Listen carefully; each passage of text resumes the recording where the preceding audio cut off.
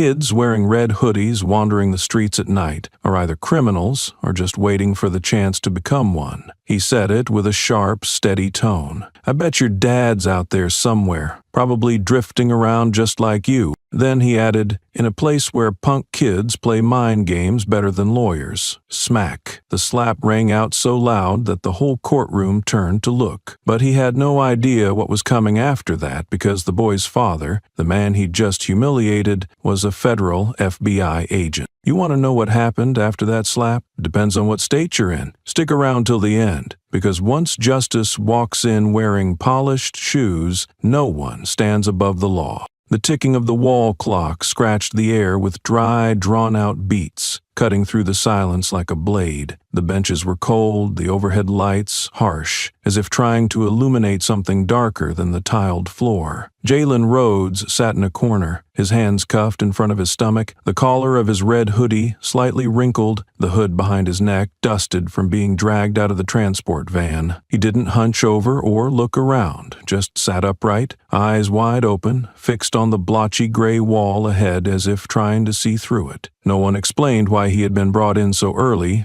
and no one asked whether a minor should at least be given water. A loud sound came from the door to the left, but it was just someone delivering paperwork, not a lawyer. And then the room sank back into a numb silence, the chill not from the air conditioner, but from how people pretended not to see. The large doors swung open, this time with footsteps echoing sharply, each step deliberate and threatening. Greg Hanley entered in a deep blue uniform, badge catching the ceiling light, his face twisted with constant scowls and creases, eyes squinting as they landed on Jalen. He didn't walk straight to the stand, but stopped at the entrance, hands on hips, head tilted, as if evaluating a curious object. He blurted out a line without being asked. "This early? And we're already dealing with some punk kid?" His voice rang sharp and clear in a room already drained of sound. He knew people were listening, and more importantly, he knew they couldn't respond. Greg said it like it was for no one in particular, but his gaze stayed fixed on one person, the only black boy in the room. Hands bound, eyes still glued to the wall. Jalen didn't respond. He knew that anything he said would be misquoted and filed away as defiance. His shoulders stayed still, his breath slow and steady, like someone trained to survive insult. He didn't bow his head, nor did he challenge with his eyes. He just looked at the wall, even as Greg came closer, each step pulling the tension tighter in a room where no one would step in. Greg let out a short laugh, the kind that only comes naturally to those used to striking down the defenseless. Greg didn't care where the defense lawyer was, nor did he wait for a judge. He waited for the right moment, or rather, believed he created the law each time no one in that room pushed back. The space between them was no longer just a few feet, but an invisible line dividing power from personhood. Jalen held his posture, neither dodging nor lifting his chin, but in those wide eyes the fear had drained out, replaced by a patience that had run out of forgiveness. And Greg, though unaware, was already stepping into the place uniformed men rarely consider, the realm of quiet resistance, sharp and smoldering. The room was still, but the balance had shifted, not because of words, but because the man who thought he was the law had gotten too close to something he couldn't understand, a human being cornered with nowhere left to retreat. Greg Hanley walked to the center like he owned the place, dragging his chair out, sitting, then springing back up again like it was a game. He slapped the table lightly with both hands and scanned the only other person in the room. Jalen sat still, head tilted slightly to the left to avoid the slant of light catching a bruise on his cheekbone. Greg didn't care. To him, a 16-year-old black kid was no individual. He leaned against the table, elbows pressing down on the wood, then pointed a finger straight at Jalen's face, like testing a caged animal's reflexes. "I'm guessing your dad's out there somewhere," he said, voice flat and sharp. "Probably on the run, just like you." No reply came. He smirked, curling his upper lip to flash a glint of gold tooth, the kind that earned him the nickname, the guy who bites law into profit among internal affairs. For Greg, it was all appearances. He never cared who anyone's parents were, nor did he think slapping or insulting a kid in court would ever carry consequences. A kid in a red hoodie, black, alone. To him, That was the trifecta that permitted him to do whatever he wanted without fear of being questioned. Jalen slowly turned his head, not rushing, not even shifting his shoulders to gain leverage. He looked directly at Greg, as if analyzing every crease on the man's face. His voice was low but firm, not defiant, more like a question spoken from a mind drained of patience. "Are you aware you're speaking to a minor inside a courtroom?" The question dropped into the thick air like a drop of black ink spreading across white paper. Greg paused for a moment, catching a glimpse of something in the boy's eyes that made him retreat with sarcasm instead of another strike. "Oh, maybe I forgot this is the new version of justice," he replied, "where some punk kids play mind games better than the lawyers." He laughed, but this time with less sound. He pulled out his phone, scrolled through a few headlines, pretending to be busy, as if trying to avoid another glance from those eyes. The atmosphere in the room shifted without anyone else entering. The walls were still gray, the chairs still cold, but something had begun to stir beneath the rigid order. Jalen didn't dominate, but he didn't back down either.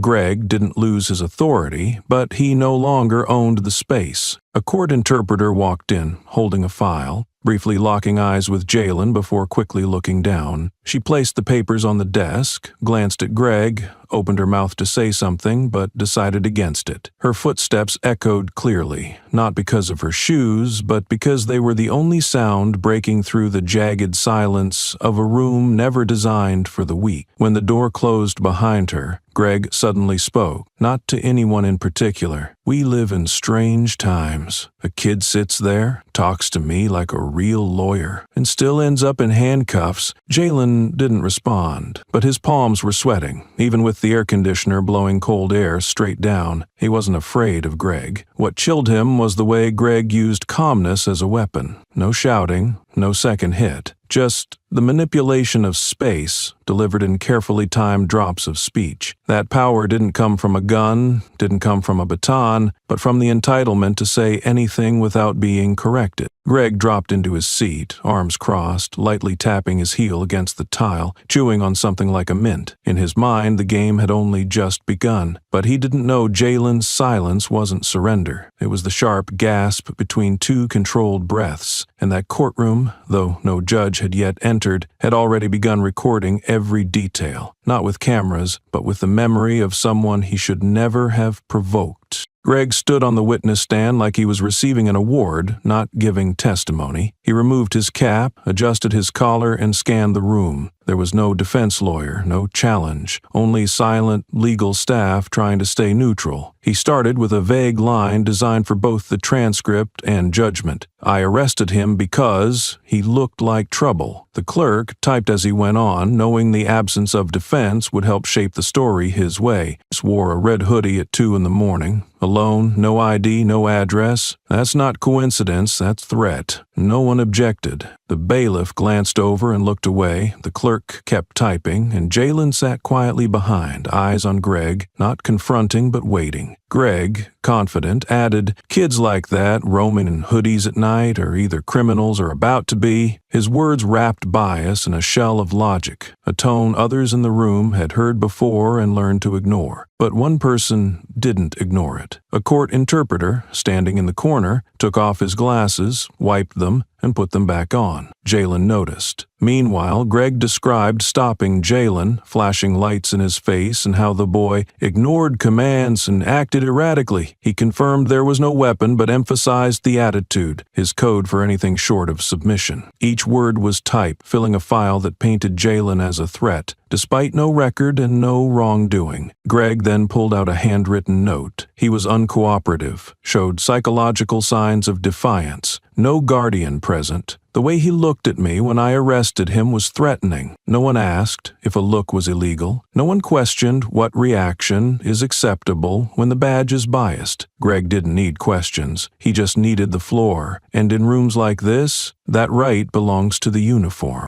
Jalen sat still, watching his hands. The cut on his wrist had stopped bleeding, but Greg's words echoed like a dull blade through memory. Jalen knew no one was recording his truth. The only version preserved was the one being told for him. and he was listening to it all, word for word, not to fight it yet, but to remember. Because this wasn't just testimony, it was a blueprint of how systems protect themselves. A young woman at the prosecution table briefly looked up when Greg mentioned the threatening look, then immediately looked back down as if reviewing documents. There was no sign she would object, no disapproving glance, not even a polite cough to interrupt his monologue. Greg kept talking as if he were speaking to himself, while across the table those labeled as representatives of justice simply took notes, or pretended to. The silence needed no declaration, yet it was loud enough to become consensus. No one reminded him of the way he was making assumptions. No one questioned the basis of such prejudiced remarks. In that space, Greg spoke on behalf of both sides. That strange atmosphere made time crawl, as if every minute was being strangled. Every movement was small and dry. The bailiff occasionally shifted his weight from one foot to the other. The court recorder turned a page, but no one spoke, no one intervened. The silence was no longer a sign of respect for procedure, but a form of invisible complicity, where keeping order meant staying quiet in the face of distortion. Greg could manipulate every word however he wanted because no one dared to take the wheel back. What he called a defiant attitude was actually the necessary silence that a teenager like Jalen had to adopt in order to survive. Jalen tilted his head toward the right, where a court interpreter stood nearby. Around her mid-30s, slender, with deep-set eyes behind thin-rimmed glasses. She didn't look back, but stayed close to the edge of the stand, slightly leaning forward to catch his words better. Jalen leaned toward her, gently, just enough for his voice to slip through the narrow space between them. The question came out softly, almost like a breath. "Does everyone here get arrested just for wearing the wrong color shirt?" The woman froze, her shoulders sinking slightly, as if pulled down by the weight of that question. Not because of the phrasing, but because it didn't sound like a question. It felt like something proven true, finally spoken aloud. She didn't answer, not due to a lack of words, but because she knew that whatever she said, the other side of the table had already written their conclusion. Jalen didn't expect a response either. That question wasn't meant for the person standing beside him, it was meant for the room, for the entire mechanism operating like a heartless machine, where every official simply did their part without needing to know who would be left broken in the end. He turned back, eyes still fixed on Greg, but his lips were no longer tight. They parted slightly, as if a burden had just slipped from his mind. Greg didn't hear the question, but he sensed something shift in Jalen's face. He glanced toward the interpreter, frowned, then turned away. For him, questions like that didn't exist, unless recorded in the file. The interpreter stepped back, placed a hand on the table for balance, then adjusted the documents in her hands. She still said nothing, but for the first time since entering the room, her eyes met Jalen's. It wasn't a long gaze, not deep, not filled with pity, just a subtle nod, as if to confirm, "You're not wrong," and someone did hear that. Jalen sat back, hands still cuffed in front of him, but his chin no longer dropped. He didn't know when the next person would walk in or what would happen next, but he knew for certain that from the moment that question was released, the space had begun to remember him in his voice, not in someone else's words. Greg stepped down from the stand, moving slowly but deliberately, each stride calibrated to impose pressure. He didn't need to gauge the room to know what he could get away with. In a space where every pair of eyes pretended to look elsewhere, he was the one steering the narrative, and the boy before him was just a pale mark on a silent target. Stopping barely half a step from Jalen, he leaned in and whispered through clenched teeth, his voice low and rehearsed, "You know why your mom didn't show up? Maybe she's avoiding justice, just like you." The air froze for a few seconds, like the courtroom had lost its oxygen. No one moved. A clerk tightened her fingers over the keyboard, then kept typing as if nothing happened. A nearby officer shifted his stance, eyes fixed on his name tag. Greg lingered close, fishing for a reaction, any excuse to provoke further. But Jalen gave him nothing. Lips pressed tight,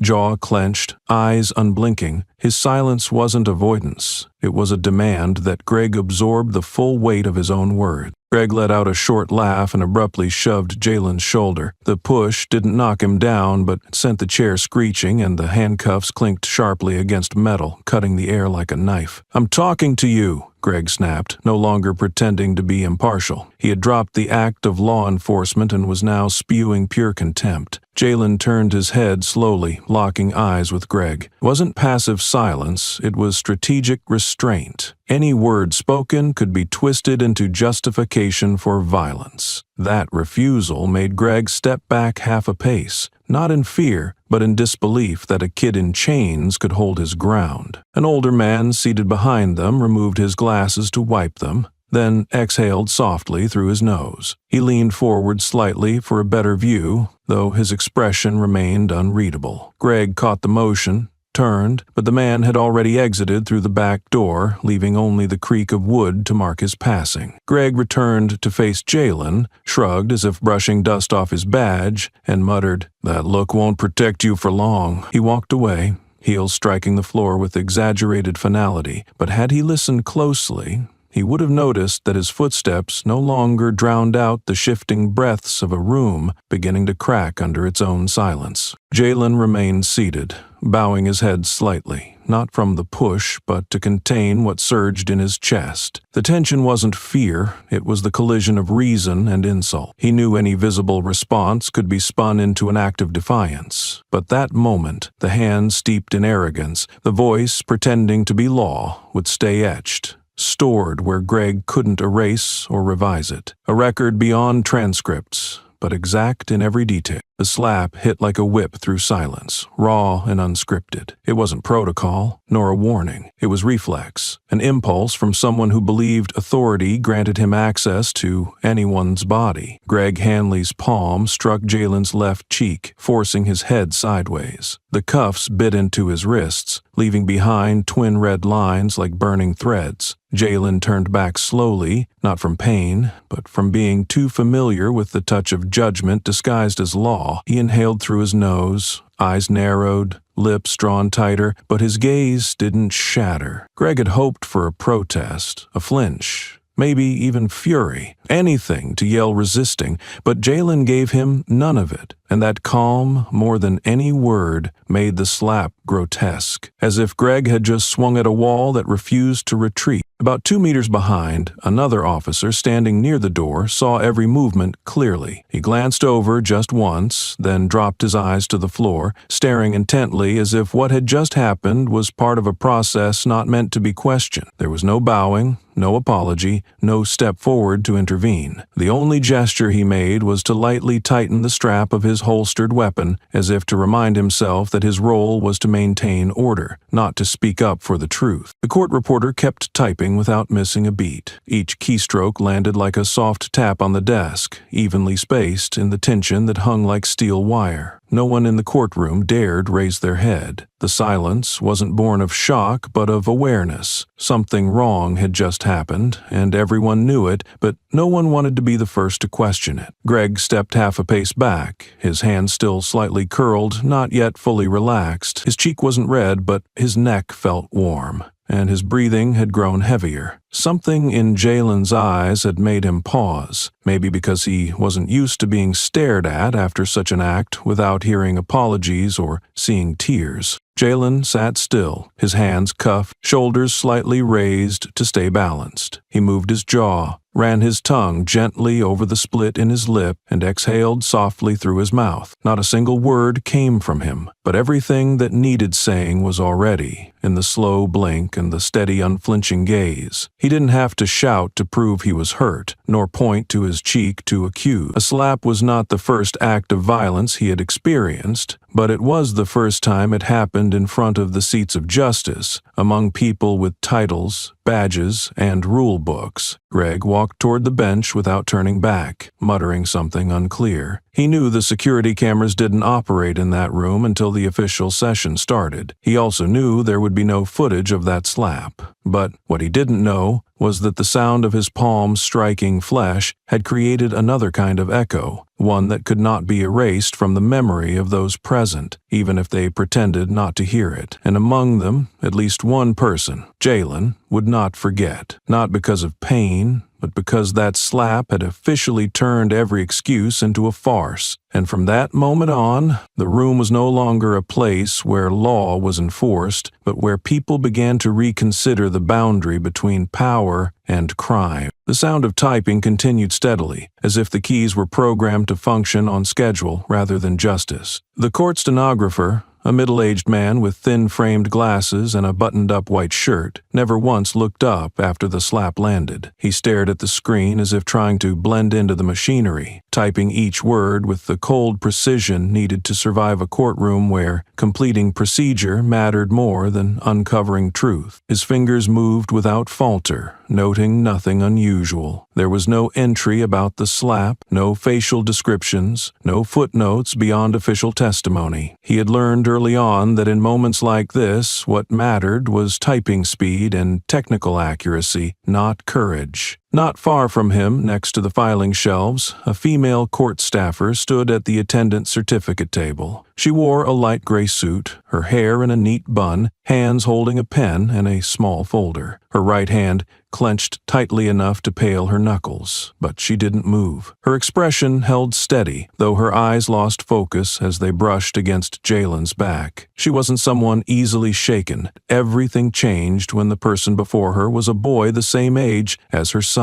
What she had just witnessed wasn't a minor violation. It was a moment that shattered trust in those once assumed to protect order. She lowered her head, rearranged the papers as an excuse, trying to hide the tremor in her eyes. No one spoke. The courtroom door remained shut, with no one entering or leaving, and it was that stillness that made everything feel heavier. Wooden chairs creaked softly as some adjusted their seats, like the space itself was shifting its weight to escape the collision just witnessed. But soon, everything returned to its original state, cold, orderly, unfeeling. Silence wasn't a reaction, it was a coping mechanism. Everyone knew speaking out could become a mark in their own file, and everyone knew that the first to object was often the first to be penalized. Jalen remained in place, hands resting on his lap, legs straight as they had been when cuffed. No one had ever taught him how to react in court after being struck by an officer, nor had anyone prepared him emotionally for such a moment. Yet he understood this clearly. Every move could be used against him. He held still, like bound by wire, his gaze fixed on the table, unblinking, unmoved. Something inside him had already passed the first wave of shock and settled into a state of cold alertness. He was listening, not for answers, but to memorize who stood where, did what, and chose silence in which way. The legal library assistant passed by the hallway window, glanced inside, then quickly turned away. He didn't need to know what had just happened to sense that room was no place for someone seeking justice through compassion. And so, like a concealed wound dressed with thin cloth, the room resumed as if nothing had crossed the line. Greg returned to his seat, crossed his legs, and glanced at his watch as though waiting for someone to bring coffee. No one mentioned the slap. No one revised the transcript. No one questioned the boundary of authority. The only thing left in the air was the weight of knowing something had gone too far, while treating it as if it had never happened. And as the adults bowed their heads for their own reasons, a single teenager remained, still, eyes wide open, where rage did not scream, but flowed silently beneath hot skin and steady breath. Greg returned to his seat with the calm stride of someone who had just fulfilled a duty, his eyes scanning the room as if checking who might dare to speak up. He sat down, slowly adjusted his belt, placed both hands on his thighs, then leaned forward, speaking clearly, each word deliberate. "I maintain order in this courtroom according to the law." He paused, then smirked slightly. "My law." The statement needed no elaboration because his tone had already made it a warning. The law he referred to wasn't written code nor statute. It was the habitual conduct of a man far too used to never being questioned, never held accountable, and never expected to explain himself. The silence around Greg was no different than a coerced admission. Everyone present, whether gritting their teeth or turning away, understood that the slap would not make it into the record, nor any internal investigation. It would exist as a personal memory, fragmented, scattered, and easily forgotten. But what Greg could not control was the eyes of the one who received it. Jalen sat upright, his motion slow and somewhat proud, as if repositioning not to resist, but to face. He tilted his head slightly to the right so the blood on his cheek wouldn't stain his hoodie, then gently brushed the wound with his cuffed wrist. The bleeding wasn't much, but enough to trail a thin line down his jaw. He looked up, without raising his voice, without pounding the table, without a trace of resentment. Jalen's gaze fixed on Greg, locked squarely onto the face of the man who had acted like the sole referee in a match with no rules. That look was neither accusatory nor pleading. It was quiet as stone, deep as water, and unwavering as a compass needle. It needed no words to make it clear that this would not pass the way Greg assumed. Some things don't need to be written down or filed in a report to endure longer than any transcript. Jalen looked at him as if saying, "I will remember this face, every line, every wrinkle near the eyes, even the way you smirked and allowed yourself to do that in a place people call justice." Greg caught the look for a moment, then turned away, not out of fear, but because he didn't understand what he saw behind those eyes. He was familiar with rage, with shouting, with reactions he could silence through commands, but that calm disturbed him in another way, as if this boy didn't need to win or be defended. He only needed to remember. Greg frowned, crossed his arms, and relaxed into his chair, as if to reassure himself. Everything was still under control, he believed, but what he didn't know was that a piece of that control had just been taken, the one piece of power that can never hold, memory. Jalen's gaze didn't shift, wasn't hard, wasn't cold, but it endured. That endurance was like a blade being slowly sharpened, not cutting yet, but ready to wear down every thread of arrogance in someone who believed himself untouchable. A female officer at the back of the room glanced at him, then quickly looked away, placing a hand over her chest as if to remind herself not to speak. Everyone understood. The hearing hadn't officially begun, but a silent verdict had already formed in people's minds. It wasn't for the defendant. It was for the man who had abused his authority under the mask of justice, thinking it would leave no trace. But Jalen knew well, no wound is invisible if the one who was hit remembers exactly where it began, and from now on, he would not forget. Light from the glass entrance spilled across the wall behind the clerk's desk, where a phone lay face down, its camera quietly recording every minute inside the courtroom. Its owner was a legal intern, newly assigned to the courthouse the previous week. He didn't know much about law, but sensed something was wrong when a teenager got hit and no one reacted. He didn't move or dare to look directly at Greg, but his hand had discreetly placed the phone on his file folder, angling the lens toward the defendant's seat. The clip lasted under 1 minute, blurry, off-angle, with a shaky hand, but it captured that moment. The arm striking down, Jalen's face twisting, the entire room freezing as if breath had been knocked out. No one heard the slap, no words were caught, but when the footage leaked to the internal staff network after hours, it spoke volumes. 3 hours after the video circulated within court staff groups, a short article appeared on the website of Redstone Daily, a local paper known for school sports and community festivals. The reporter, once close to Greg, called him for a statement to clarify misinformation. Greg didn't hesitate. In his mind, the slap was justified, perhaps even necessary, to reinforce his authority in a space he believed was growing soft under pressure from kids who don't respect law enforcement. His quote was published in full. "If slapping a bad kid is what it takes to teach the law, I'd do it again." No edits, no disclaimers. Hundreds of comments followed. Some supported him, saying, "Kids these days talk back too much," or "A slap is nothing, our parents hit us harder." But the tone shifted. More readers asked why that was called discipline and why it happened inside a court of justice. One comment was pinned: "If that man slapped my child in court, forget the law, I'd meet him out back." Public opinion split, and Greg, drunk on momentary confidence, didn't realize that for the first time in his career, his name was being searched not for awards, but for cross-referencing with old, quietly buried complaints. At the courthouse, a young clerk opened the article, silently took a screenshot, and emailed it to herself with the subject line, "Save for later." No one discussed it aloud, but the air in the hallway had changed. Every exchanged glance grew more cautious. People who used to stand near Greg during meetings no longer initiated conversations. A janitor, who usually played quiet radio tunes while mopping, turned off the music and rushed past when Greg walked by.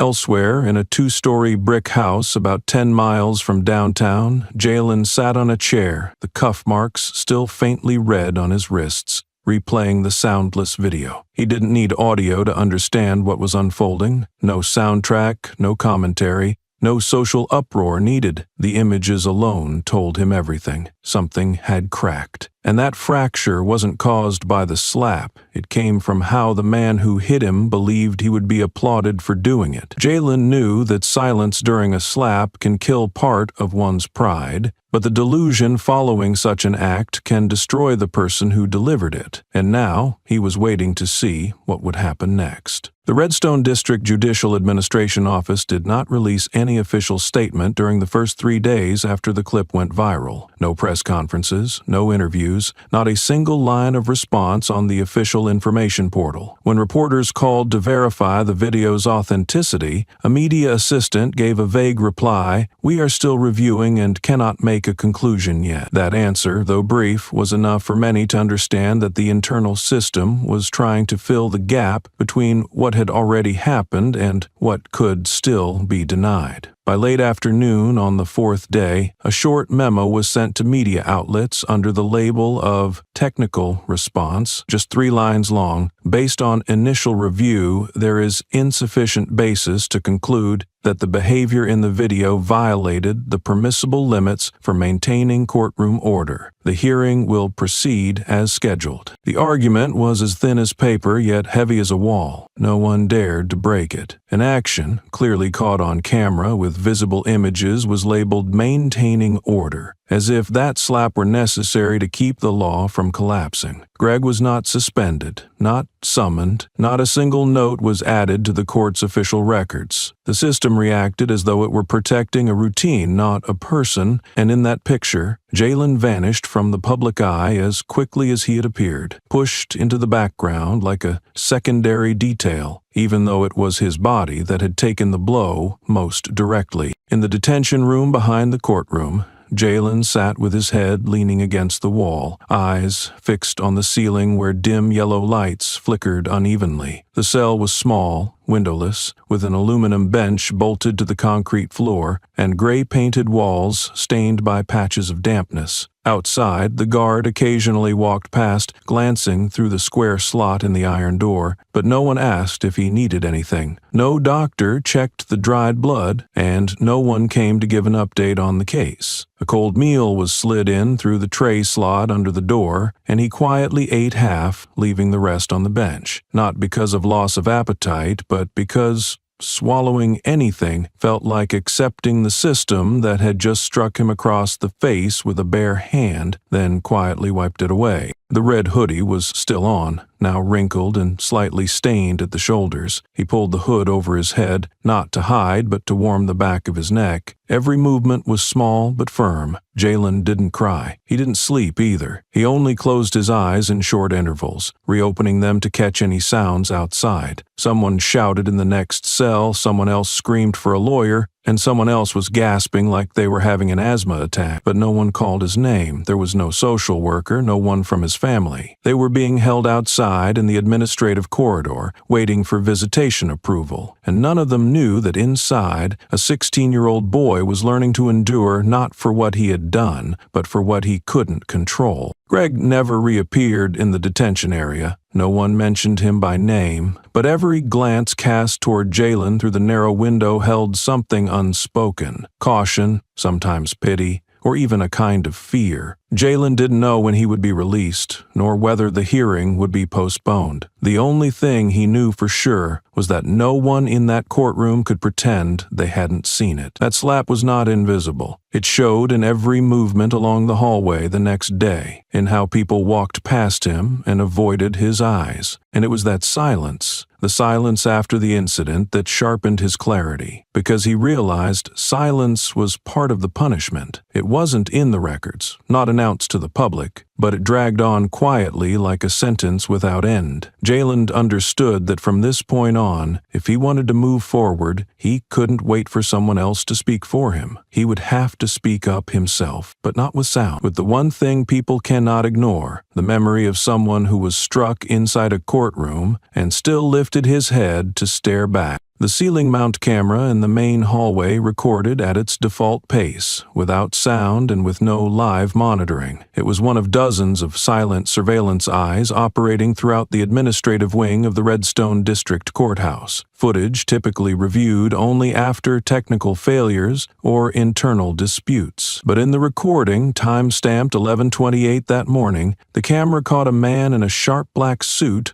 tall frame, square shoulders, standing motionless near the entrance door amidst the pedestrian flow. He barely moved, adjusting his dark glasses once, then fixing his gaze on the closed courtroom door. No one approached him. No one asked what he needed. His presence made people instinctively move aside, as if he were not waiting for an appointment, but watching for something unfolding inside. That posture did not belong to someone seeking assistance or a spot in line. It was the stance of someone accustomed to waiting for the exact moment, used to holding power from the background and appearing when others ran out of things to say. He did not check a phone, did not look at a watch, and made no gestures indicating impatience. But behind his glasses, his eyes never strayed from the one door in the building, guarded around the clock. In another room down the hallway, Greg sat with his legs crossed in the staff lounge. The morning paper lay open before him, the first few pages folded to skip over yesterday's headlines. He skimmed the articles, sipped burnt coffee from a cup gone lukewarm. Public noise didn't concern him. He trusted time to bury controversy as it always had. To him, enforcing the law justified hard measures, and if anyone disagreed, they simply had never kept order in a so-called hot neighborhood. Hard no failure. So much stuff had happened here in a so-called hot neighborhood. A clerk brought in a tray of forms without a word, set them down, and left. Greg glanced at her briefly, then muttered, as if speaking to no one, "Kids without dads always act up." His voice was steady, like reading a news ticker, and he returned to his paper as if he just commented on the weather. No one responded, yet the words lingered. A nearby guard furrowed his brow, then looked away. A receptionist carrying a glass of water paused mid-step, then kept walking. Greg knew he could say what he liked in these spaces. The comfort of a manipulator gave his tone an edge that no longer bothered with restraint. But what he did not know was that just a few steps away, someone had heard him clearly, not with ears, but with instinct. The black man in the tailored suit remained in place, unshaken. He did not need to know where Greg was. He did not need to answer. All he needed was patience. And patience was something Greg had never accounted for as the greatest threat to his so-called invincibility. The only sound in the lounge was the broom sweeping softly across tile. A woman in a deep gun uniform moved slowly down the hall, careful to avoid noise. When she heard Greg's remark, she hesitated for less than a second, eyes rising, then lowering again. No one noticed, but to her, the words felt like a dull blade running through memory. Greg didn't look at her, maybe because he thought she wasn't worth noticing, or maybe because he had long viewed people like her as nameless fixtures in buildings of authority. She swept a few more times, her grip weaker now.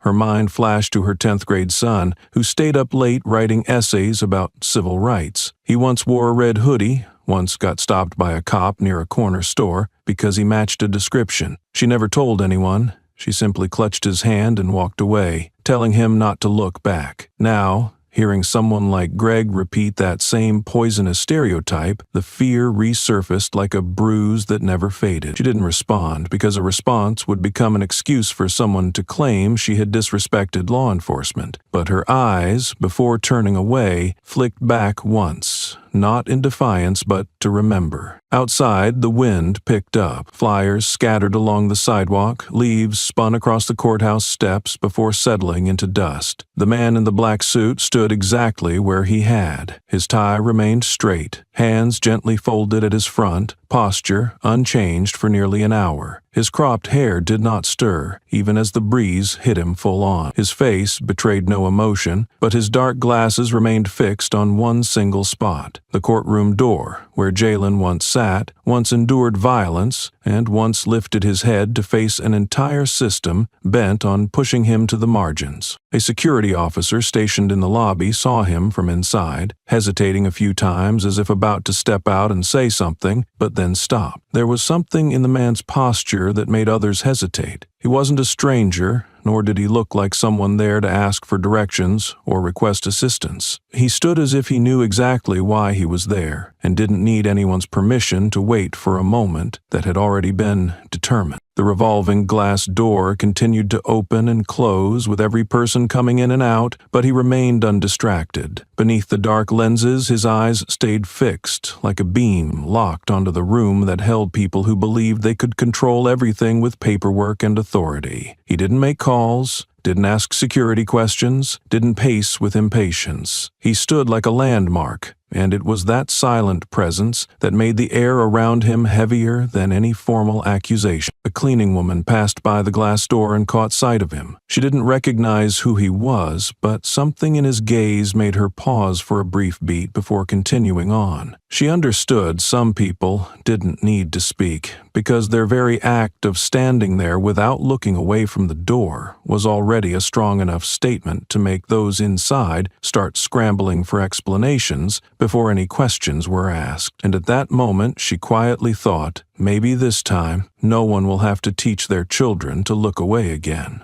The courtroom door clicked shut behind Greg with a soft snap, but the current of air following his footsteps made the room feel unusually suffocating. He didn't look at anyone, walking directly toward the center, where Jalen still sat, head lowered, hands resting on his knees. Greg waited for no prompting, needed no courtesy. He turned his back to the witness stand and tapped his fingers on the wooden table, as if setting the rhythm for a performance in which he was the only actor. After a few seconds of scanning the room as if gauging the silence, Greg lowered his head toward Jalen and spoke, voice soft but loud enough for everyone to hear clearly. "I'll personally recommend a psychiatric record for you," he said, chuckling slightly, drawing out the last word like a taunt. "So you won't mess things up out there." The statement dropped into the space like a cracked glass hitting tile. No one responded, but the weight of it was unmistakable. A joke disguised as administrative procedure, but in essence a blade across the dignity of a handcuffed child sitting in a place still called a court of law. Jalen raised his head, this time without preparation. His eyes weren't red, and no confusion lingered. He stared directly at Greg,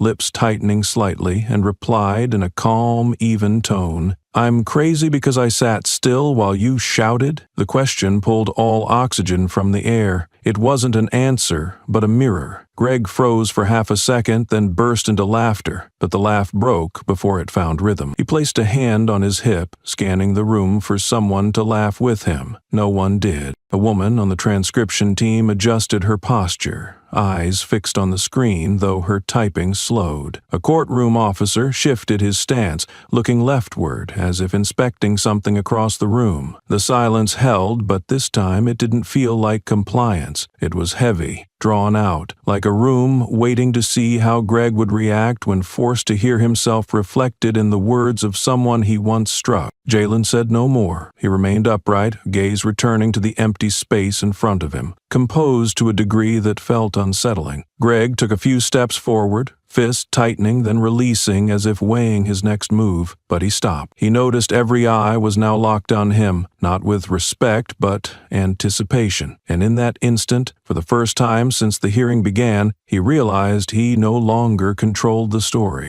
Outside, the wind picked up. The main glass door shuddered slightly with each gust. The man in the black suit still stood there, unmoved, feet planted in his post for over an hour. He didn't know the exact words exchanged inside, but Greg's movements and the way people now looked at him through the frosted glass told him enough. He raised a hand and adjusted his glasses once more, not to see better, but to be ready. Because when patience reaches its threshold, there's no need to shout. Things shift on their own. And Greg, though still standing at the room's center, had already begun to fall away from the position he thought he owned. A laugh broke out, not loud but perfectly timed, prompting Greg to spin around. His eyes scanned the back rows, enraged, sweeping past a few individuals who had stifled their laughter into a faint exhale, unable to bear the theater he had just performed. Greg pointed toward the rear, voice rising like a drill sergeant's command. "Shut up! There's a courtroom." No one responded, but the bowed heads weren't signs of submission. They were attempts to avoid locking eyes with a man no one respected anymore. Greg inhaled, about to return to his seat when the main door swung open. No knocking, no warning, the door seemed to part on its own, just as everything in the room had tightened like a drawn wire. A pair of polished black leather shoes stepped in first, each stride firm, not fast, not slow, but deliberately placed on the courtroom floor like nails driven into wood. The sound of the heels was soft, but in that moment, even the softest sound was enough for the entire room to hear. No one had time to turn their head. No one dared move. The man who entered needed no introduction. He wore a dark buttoned suit, a neatly laid light gray tie across his chest, and his black glasses had been removed somewhere along the way, revealing eyes that were deep, clear, and cold, like a blade that never rusts. No one knew his name, but every breath and movement he carried shifted the entire air in the room to his side. Greg froze, his shoulders tensing as if a defense reflex had just surfaced. He stepped back, instinctively touching his belt, then let go. The man said nothing. He looked at Greg for exactly 1 second, then shifted his eyes to Jalen. That look didn't need a message. Everyone in the room understood why he had come, and for whom. Not to make noise, not to ask questions, but to stand exactly where justice should have stood all along. Jalen remained in his seat, but his gaze had changed. The way he looked up was no longer to confront, but as if connecting with a pillar that had just appeared in a space on the brink of collapse. He didn't nod, didn't frown, didn't call the man by name, but their eyes met like a single line, drawn between a handcuffed boy and a man who had walked through cold winds and long waiting. No one spoke. A few people in the room had already begun holding their breath. The court clerk paused mid-typing, fingers hovering above the keys. A nearby officer shifted his stance slightly, as if bracing himself. Not a single chair moved. Every action in the room had frozen in place. Greg looked around at each person, then stopped at the face that had just entered. His eyes flickered, and his voice, so used to giving commands, sank suddenly, as if something had tightened around his throat. The man remained where he stood, without needing to sit or present credentials. He didn't utter a word, but his presence alone was enough to overturn the entire balance in the room. And Greg, though still in uniform and still wearing a gun at his side, understood all too well that control no longer belonged to him. Each step the man took echoed softly across the tiled floor, every stride measuring the distance between real authority and those who once believed they held it in full. He didn't glance sideways or appear to assess the room. His posture was upright, shoulders steady, eyes fixed straight ahead toward the end of the courtroom, as if he already knew every position by heart. His presence needed no introduction, no nameplate, no polite request, yet made every person feel as if they were being seen through, down to the skin beneath their uniform. No one stood to ask questions, and no one spoke. The silence didn't come from an order, but from an instinctive reaction to the uncertainty that had just entered. The man in the black suit stopped beside the row of public benches, approaching neither the defendant nor the judge. He He stood still, hands lightly clasped before him, gaze sweeping the room as if to confirm what he already knew before stepping in. A young officer near the door instinctively moved a step forward, hand drifting toward his belt to rest on his radio. The motion was quick but not decisive enough to assert authority. Just as he opened his mouth to speak, Greg raised a hand, not looking, but his voice carried clearly enough to stop it. "Let him in. You can tell he's here to put on a show." Greg remained in the center of the room, voice laced with mockery and disdain, yet his eyes did not meet the man's directly, instead watching others to see if anyone dared turn their back on him. His words weren't aimed at anyone specific, just another tactic to dominate the space with his usual brand of contempt. But this time the remark fell flat, met by a room unwilling to fill the silence with uneasy laughter or complicity. The man in the suit said nothing. He didn't pause in response to the insult. His body kept its steady rhythm from the door to where he stood now. He didn't speed up, didn't hesitate. He merely stood, and his silence made every other sound feel out of place. No one expected a quiet presence to command such absolute attention. Jalen didn't move, but his eyes followed the man with focus. His stance, his gaze, the way he held his head slightly raised without arrogance, it all felt unfamiliar yet strangely known. There was something in his presence that needed no explanation. Jalen understood instantly. This man had not come to beg, to explain, or to perform, contrary to what Greg assumed. The air grew denser, every breath cautious. Greg squinted, voice lowering as he tried not to falter. But those around him had already seen the truth. This man's presence didn't fit any script Greg had ever controlled. And that was what cracked the room. Not shouting, but the arrival of someone whose silence forced even the self-appointed rethink their next move. Jalen remained still, hands cuffed before his knees, eyes locked on the man without wavering. In that moment, all sound faded, all attention drawn to the silent exchange between them. No introduction was needed. The way Jalen looked at him, quiet, steady, composed, spoke louder than any written bloodline. The man gave a small nod, not smiling, not showing emotion. It was not a reunion. It was the beginning of something that had long been kept hidden. He continued walking forward, without looking at anyone, without turning his head. His stride was steady, as if the courtroom were a part of him, not a foreign space where permission was required. When he reached the judge's bench, he stopped, unbuttoned his suit jacket, reached into the breast pocket, and pulled out a compact, square object, placing it firmly on the wooden surface. It was a badge with a familiar inscription, its metallic shine catching the white light. Federal Bureau of Investigation. The gesture came without command or raised voice, yet everyone in the room, from the police officers to the court clerk, simultaneously tensed their facial muscles, as if someone had tapped them directly on the spine. "The victim in this morning's hearing," he said, his voice steady and firm like a report before a joint committee, "is also my son. I will be assuming legal representation for him from this point forward." No one objected. In fact, not a single person had time to raise a hand in response. Greg stood just a few steps away, his face tightening with every line. He wanted to speak, but his lips, before they could press together, were forced to swallow the thought. From that distance, he saw the badge resting squarely on the bench, and beside it, the man's gaze, just finished speaking, still hadn't once turned toward him. It was that look, more than anything, that made him step back. A police officer seated in the front row shifted slightly, but when he caught the glance from the court clerk, who had just removed his glasses to wipe the lens of the recording camera, he immediately sat still again. At that moment, the atmosphere felt completely altered, as if someone had replaced every molecule. The sense of power shifting ownership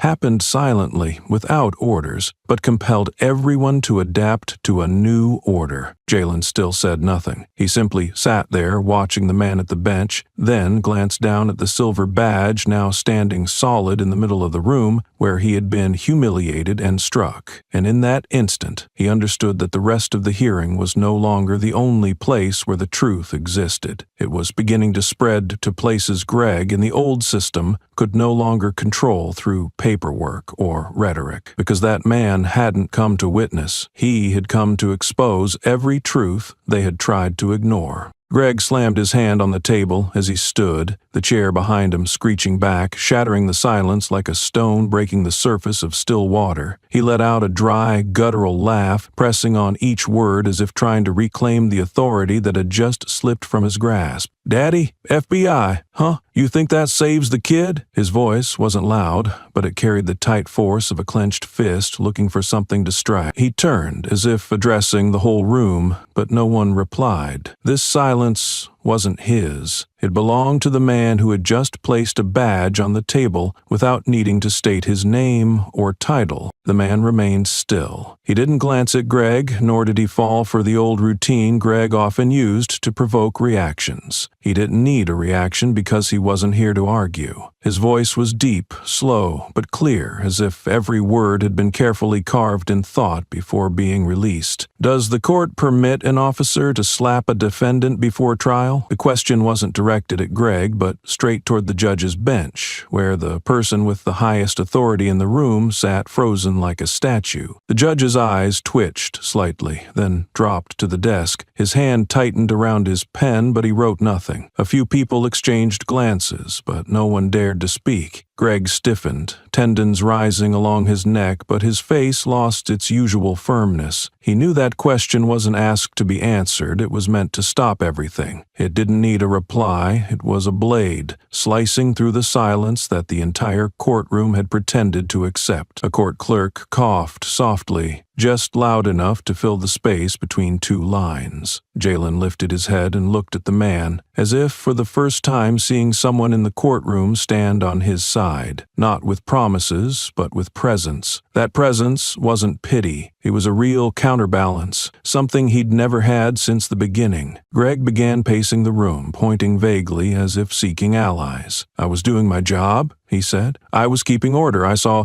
unusual behavior. I intervened." But the more he spoke, the more his voice faltered. The stomp of his shoes no longer hit with force. Only scattered words remained, scraping the air like scratches dragged across cold tile. The man stayed rooted, eyes fixed on the judge. He didn't need to interrupt or raise his voice. His mere presence made every excuse sound like an echo from a place that no longer mattered. Some people started turning their heads toward the judge, looking for a sign, but he remained silent. A different clerk touched the recording device, checking the light as if suddenly remembering everything was being documented, even the things no one wanted written down. Jalen looked around the room, then bowed his head slightly, not from exhaustion, but as a reflex to the scale finally tipping toward where it had always belonged. He didn't need to say anything, nor did the man need to reach out and take his hand. Between them, what mattered most now was silence. But it was the kind of silence that made those who relied on loud voices feel threatened. For the first time, they didn't know what would happen next, and they couldn't stop it with reports or slogans dressed up as law. The judge's eyes shifted away from the man standing before the bench, his grip on the pen still tight, but his brows relaxed as if being pulled by a pressure with no name. He stammered, breath uneven, trying to piece together words cautiously,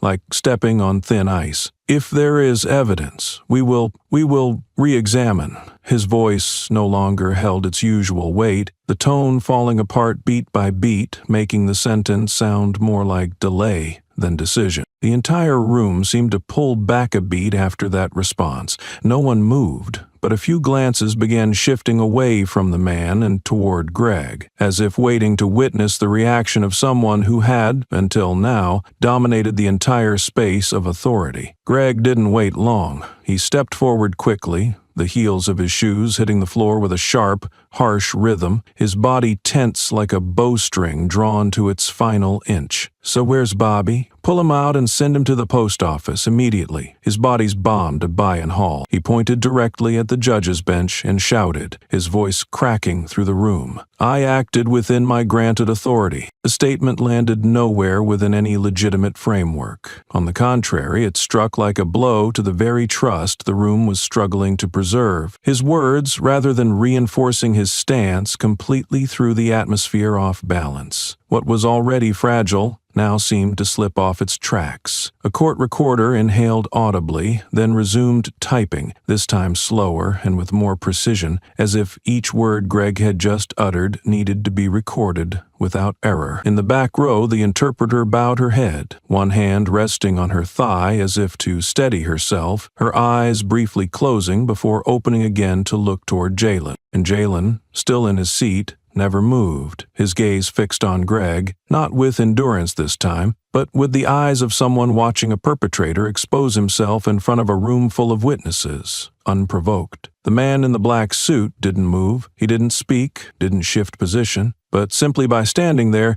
he turned Greg's shouting into the thrashing of a man already losing ground. He didn't need to counter. Greg had done that himself by losing control. The phrase, "within my granted authority," fell into the ears of those present like a bitter joke, because Greg, the same man who had once loudly invoked the law, was now showing the entire courtroom that what he called power was being exercised through emotion, anger, and arrogance, not through any foundation of justice. A female officer leaning against the wall clutched her belt out of habit, but her eyes no longer held support, only confusion. A feeling began to spread through the room, the collapse of a presence that had once seemed unshakable, and, without the need for further evidence, Greg's own words had become his indictment, read aloud by him before anyone else had to speak it officially. The father calmly pulled from his leather briefcase a document folder, not thick, not sealed, but with a bold title on top, Internal Disciplinary Report, Restricted Access. He didn't need to explain. He simply looked at the clerk, then gently placed the file on the wooden table, turning the front page toward the judge. Printed clearly on the cover was the name Greg Hanley, repeated 3 times under 3 different headings: use of excessive force, bias in testimony, and obstruction of internal review.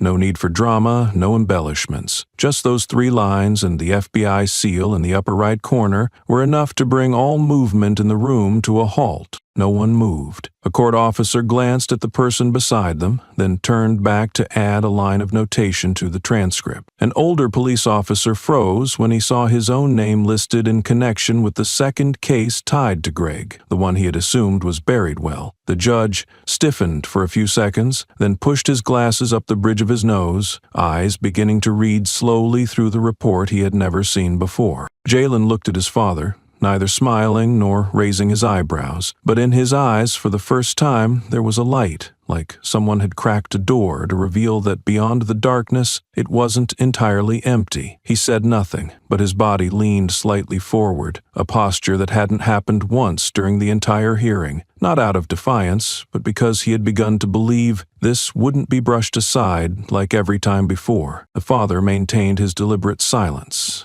He knew he didn't need to elaborate. Those 3 incidents, from 2016 to 2020, all had internal investigation files that were never disclosed due to lack of conclusive evidence. But in this report, the behavioral descriptions were painfully clear. Greg had shoved a female student against a wall for delaying her statement, forced a homeless man to kneel for sitting in the wrong area, and obstructed a federal investigator who requested access to hallway footage. All 3 cases had been closed with a no further action required stamp, but the current copy had been pulled directly from the FBI's encrypted archive, undeniable and fully authenticated. The judge set his pen down and looked up. The resolve usually in his gaze now faded. In that moment he understood there was nothing he could say to defend Greg without having his own impartiality questioned. And that, more than the report itself, was the sign that the scale had tipped. Greg remained standing, but this time he didn't yell, didn't move forward. His eyes darted between the father and the file, then locked on the judge, as if waiting for someone to come to his aid, but no one did. No one stepped in to stop it, no one asked the father to retract the file, and in the long silence that seemed to swallow the room, the only sound was the wind sweeping through the hallway crack, cold, quiet, and just enough to let everyone know the old season had ended. Greg froze at the center of the courtroom,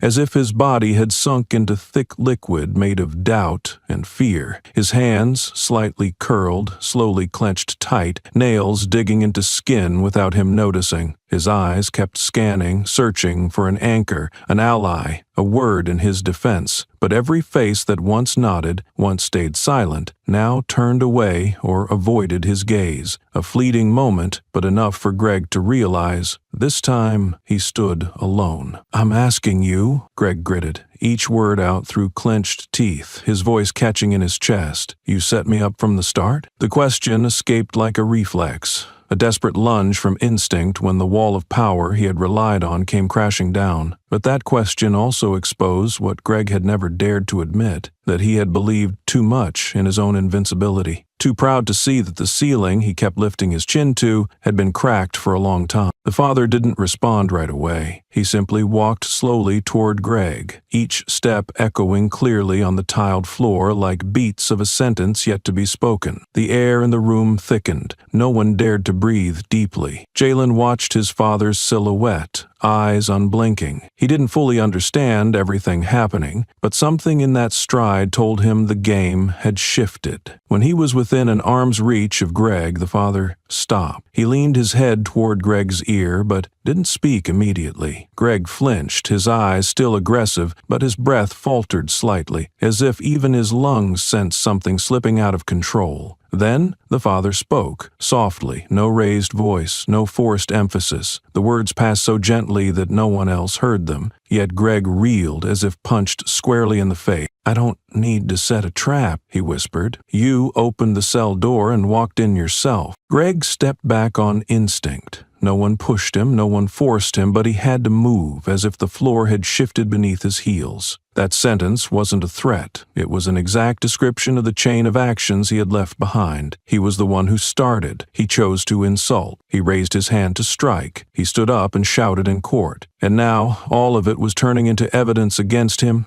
not by scheme, but by the very habits of power he had once believed were untouchable. A court officer quickly added notes to the digital transcript. The audio technician rewound the recording, checking sound quality to ensure everything had been captured. The officer near the door adjusted his stance, no longer turning away but looking directly at Greg, for the first time with no trace of deference in his eyes. And in the back row, the woman who had once pressed her lips in restraint now relaxed her hand, placed the pen on the table with a soft tap, as if closing a chapter that had waited far too long to end. Greg swallowed hard, his throat dry. In front of him, Jalen still sat, his wrists still cuffed, but his gaze had changed completely. It held no anger, no demand, but shone with something Greg had long forgotten: limits. Not the limits of law, but of humanity. And when Greg looked back at the father standing there, the man's eyes held no mockery, no resentment, only one thing: certainty. A certainty that comes from those who never need to raise their voice to make an entire room fall silent.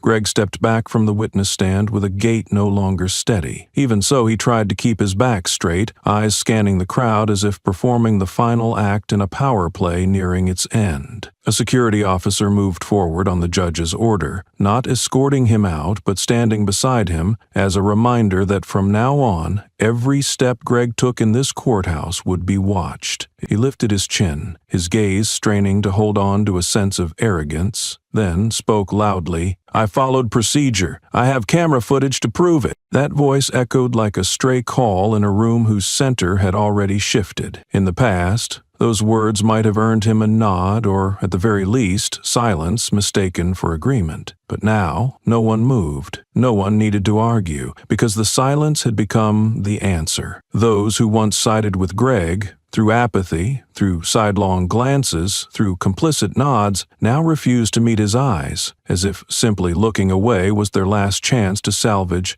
a shred of dignity. Malcolm Rhodes did not rush to speak. He merely looked at Greg, his eyes not filled with hate, but with the composure of someone who had witnessed more volatile courtrooms than this. As soon as Greg finished speaking, Malcolm walked forward. Not close, not loud, just one short sentence, soft but cutting clean. "You forgot procedure when you slapped my son." That one line, without any extra documentation, stripped away the last excuse Greg had clung to. No one in the room needed to rewatch the footage, because that act had already been seen with real eyes, felt with real emotion, and was now facing real consequences. Greg had no reply. His face twitched slightly, like suppressing a needless reaction, then he clenched his jaw and walked quickly out of the courtroom. No one followed, no one called him back. Jalen remained in his seat, the marks from the cuffs still fresh on his wrists. As Greg passed by, Jalen looked up, not speaking, not nodding, showing no overt emotion, but in his eyes that had long searched for someone to stand up for him, there was no more fear. It wasn't gloating, it was release. Not because Greg was expelled, but because someone had finally made the system pause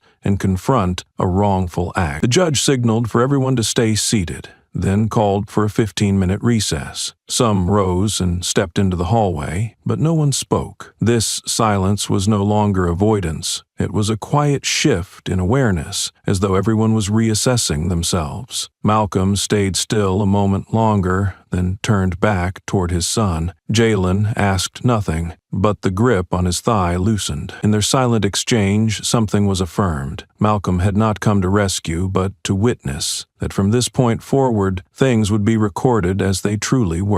Less than an hour after Greg exited the courtroom, an urgent memo was issued from the local police chief's office to all relevant departments. The content was just 2 lines, but cold and final like a gag order. Temporarily refrain from mentioning the Hanley case in any public statements. All media inquiries must be redirected to the Regional Coordination Office. No one questioned why. Those with years in the system understood well when a name is deliberately avoided by the very institution it served, it is not to protect that person, but to distance themselves when necessary. In a downstairs hallway, Greg Hanley slipped through a side exit of the courthouse, shoulders hunched, collar popped up to shield part of his face. He didn't speak to anyone, didn't carry a file, just clutched his phone, tapping rapidly as if trying to find a place to disappear. A security guard began to ask the standard exit questions, but Greg brushed past with a quiet elbow, not looking up. He only needed to get out before anyone saw him, or, more accurately, before no one wanted to see him ever again.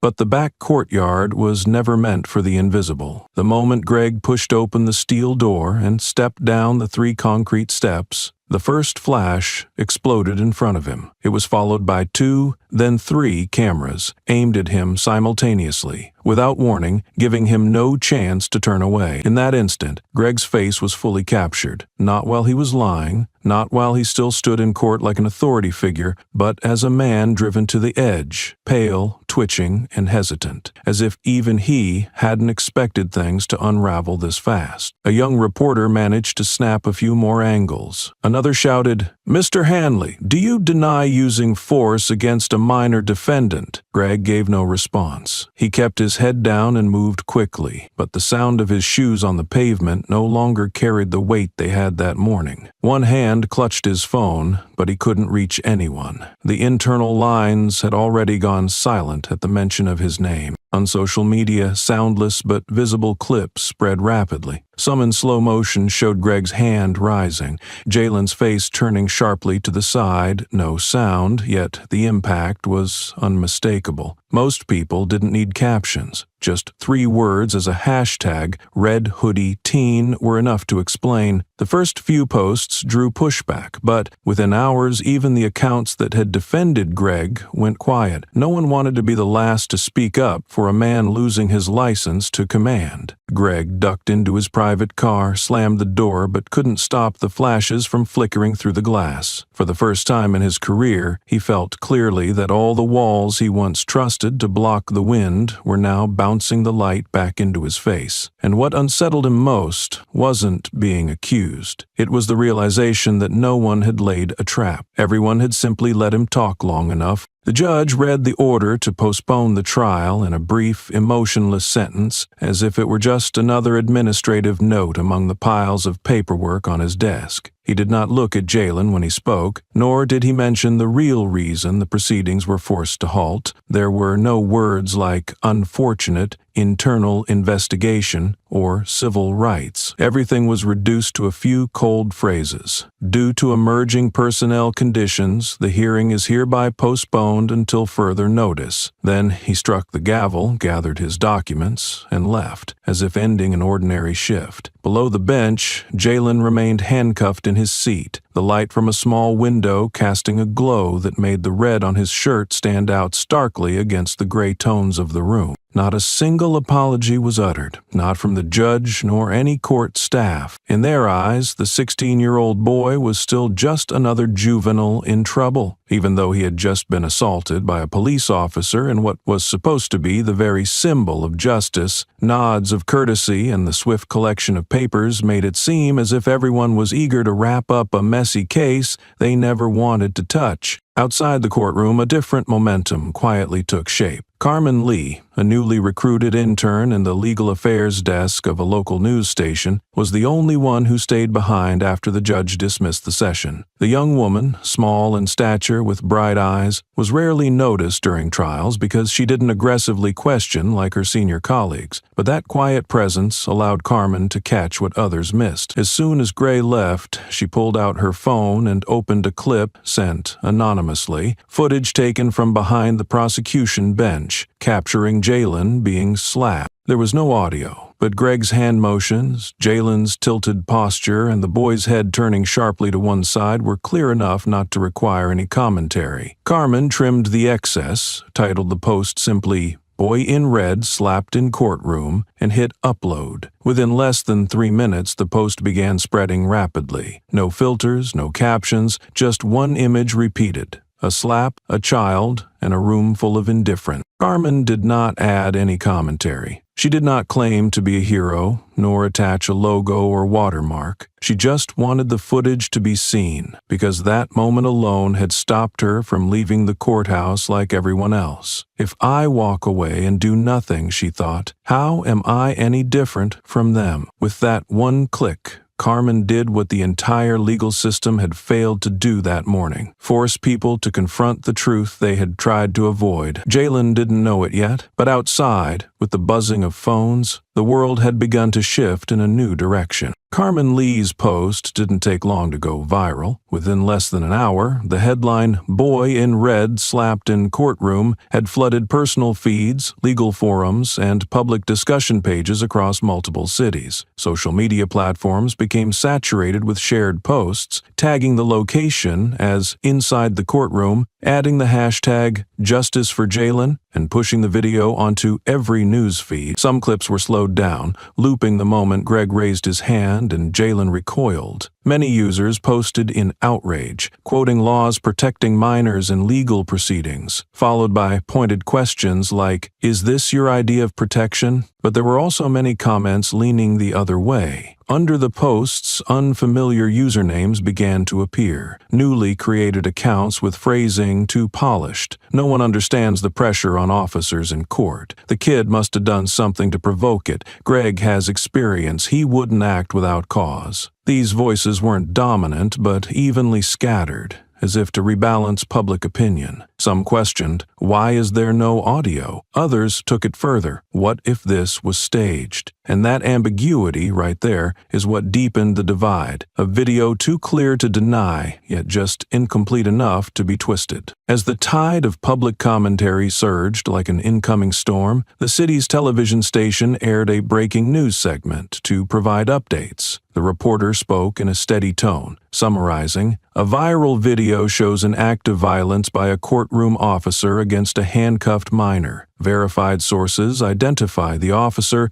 as Greg Hanley, formerly responsible for courtroom security coordination during multiple criminal proceedings." After the footage played, the screen shifted to a short press conference featuring the courthouse spokesperson. The spokesperson, a slender, middle-aged woman wearing glasses and dressed appropriately, stepped up to the podium and read slowly, as if each word had been carefully reviewed. "The local court confirms it is internally reviewing reports related to conduct during a recent hearing. We will not comment on actions currently under investigation. All information will be provided once an official conclusion has been reached by the relevant parties." She then bowed slightly and turned away before reporters could ask any questions. The statement, rigid, cold, without names or specific dates, served as little more than a shield to delay public reaction. But the effect was the opposite. Words like no comment and internal review only fueled public outrage. People began digging into past incidents, calling for witnesses to speak out, urging civil rights attorneys to get involved. What had once been confined to a small courtroom on an early morning now spread beyond the courthouse gates, crossed the threshold of social media, and knocked directly on the doors of justice, long rusted shut from disuse. Jalen didn't yet understand the full extent, but the wave that had begun would not be slowing down anytime soon.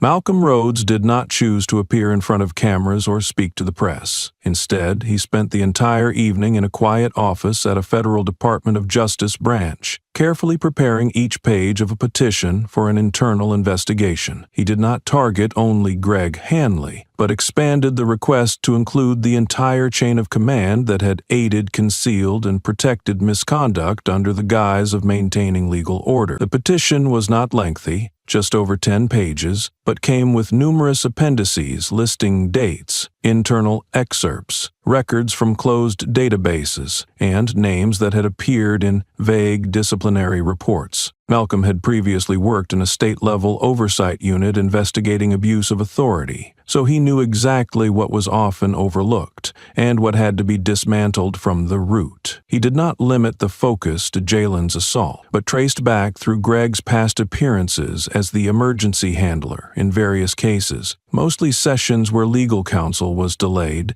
involving black youth, and lacking official courtroom recordings. Even side notes from administrative records were submitted, including handwritten marks like, "Officer reminded, insufficient evidence for disciplinary action." Each line was a fragment of the system that had allowed individuals like Greg to operate within a gray zone. The file also included attachments from old, overlooked local news segments, a teen with a brain injury in juvenile detention, another boy receiving psychological treatment after being restrained with excessive force, and a case that aired for only 20 seconds before vanishing from major headlines. They all shared a common thread: unclear witnesses, prolonged internal reviews, and cases closed for lack of compelling evidence. But this time, with Carmen Lee's uploaded footage and an FBI-stamped dossier, Malcolm held something no one else had: a link between the present and a pattern of past misconduct. When the petition was submitted through the internal system, a confidential trigger automatically alerted the department's Professional Ethics Review Board. Though it had not yet been made public, several senior staff began cross-referencing cases with similar traits. One reviewer handwrote on a red case folder, "Request to re-evaluate all internal sanctions applied within the last 6 years." What had once been dismissed as an isolated incident was now being seen as the visible tip of a buried structure, its surface polished with administrative language and systemic silence. Malcolm was not seeking thanks. He was not asking for an apology for his son. For him, the intervention was not about redeeming the absent father image from his years of duty, but the only way to ensure that after Jalen, no other child would be hit and then forced into silence. And this time he would see it through, not with a shout, but with signatures, ink stamps, and the precision of someone who knew the inner workings of the very system he once stood within. Eliza Grant sat inside an aging patrol car while drafting her email. She rechecked every sentence, deleted and rewrote, trying to maintain a neutral tone. The subject line was simple: regarding the Greg Hanley case. The message was short, no more than 3 paragraphs. She recounted how, 2 years prior, during a joint patrol, she witnessed Greg shove a black student against a wall after school for not stopping on command. She documented it in a report, attached hallway footage, but was later called into a private meeting with superiors and told to reword it to avoid misinterpretation. When she refused, the file disappeared from the system 3 days later. She had kept a copy, but never dared to submit it until she read the news about Jalen. She ended her email with a single line: "I don't want to see another child pushed away like that." Malcolm read the email at his desk, the lamp casting a shadow over his tense face. The name Eliza Grant was familiar. He had seen her on a recruitment shortlist 5 years ago, noted as no violations but strongly opinionated. He knew her type was often shuffled into nameless assignments, slowly worn down by the system. But it was precisely people like her who became the crucial links capable of breaking the cycle of inherited silence. Jalen sat across from him, still in the temporary holding room. When Malcolm finished reading, Jalen looked up, as if waiting for an explanation. His voice held no anger, no blame, just a quiet note that had been pressed down too long. "Why did you wait until now to come?" The question wasn't thrown like an accusation. It echoed like a touch against the space between father and son. Malcolm didn't lower his head or avoid his son's eyes. He simply replied, his voice slow and firm on every word, "Because this time they thought you had no one." Jalen turned away, bit his lip, and said nothing more. But the tightness across his brow eased slightly, as if a layer of ice inside him had cracked. He didn't need his father to say anything comforting. The fact that he stood there, stayed, took responsibility, and acted was enough to begin breaking down the wall Jalen had built between himself and the world. Malcolm stepped closer, placed a hand on his son's shoulder, no grip, no pull. He simply let it rest there, like a promise that needed no voice. Outside, the sound of a car horn echoed, signaling a shift change. Moments later, Eliza replied to Malcolm's email, this time attaching a copy of the deleted file. Malcolm didn't need to verify its authenticity. The typed lines, system timestamp,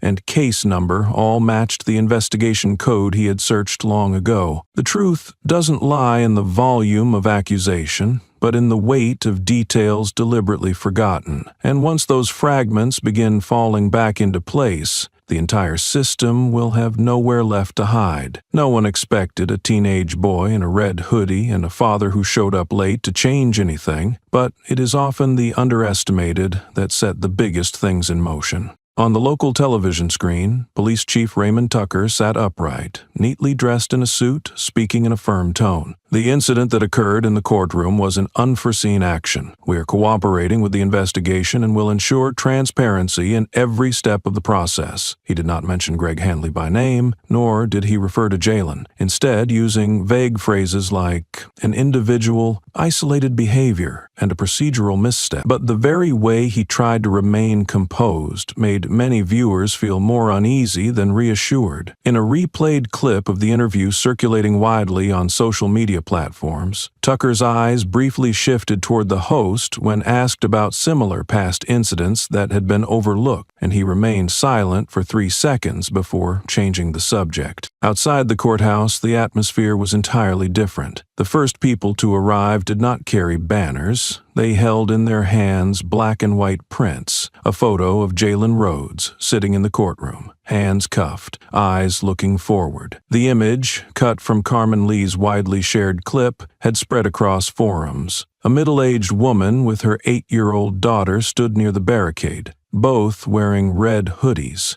When asked by a reporter why they were there, the woman simply replied, "Because I don't want my girl, when she's 16, to end up sitting like that boy." The protest had no loudspeakers and no designated leaders, but people came, one by one, in groups. A law school student from the local academy wore a sign on his chest that read, "If this is justice, justice needs a lawyer." A 70-year-old white woman held a board that said, "I lived through segregation. I don't plan to die in a society that repeats it." The messages were not chanted aloud, but they appeared on cardboard, in marker ink, on T-shirts and baseball caps. Each person spoke through their presence, their clothing, their gaze, and their resolute silence. On the second floor, from a small courthouse window, Jalen looked down. No one had told him what was happening outside, but the constant footsteps, camera flashes, and the echoes off the brick walls were enough for him to guess. He turned to look at his father. Malcolm stood a few steps away, arms crossed, eyes focused on his phone, where the latest updates on the protest streamed in. He did not smile, but his eyes were clear, as if, for the first time in years, he was no longer fighting alone.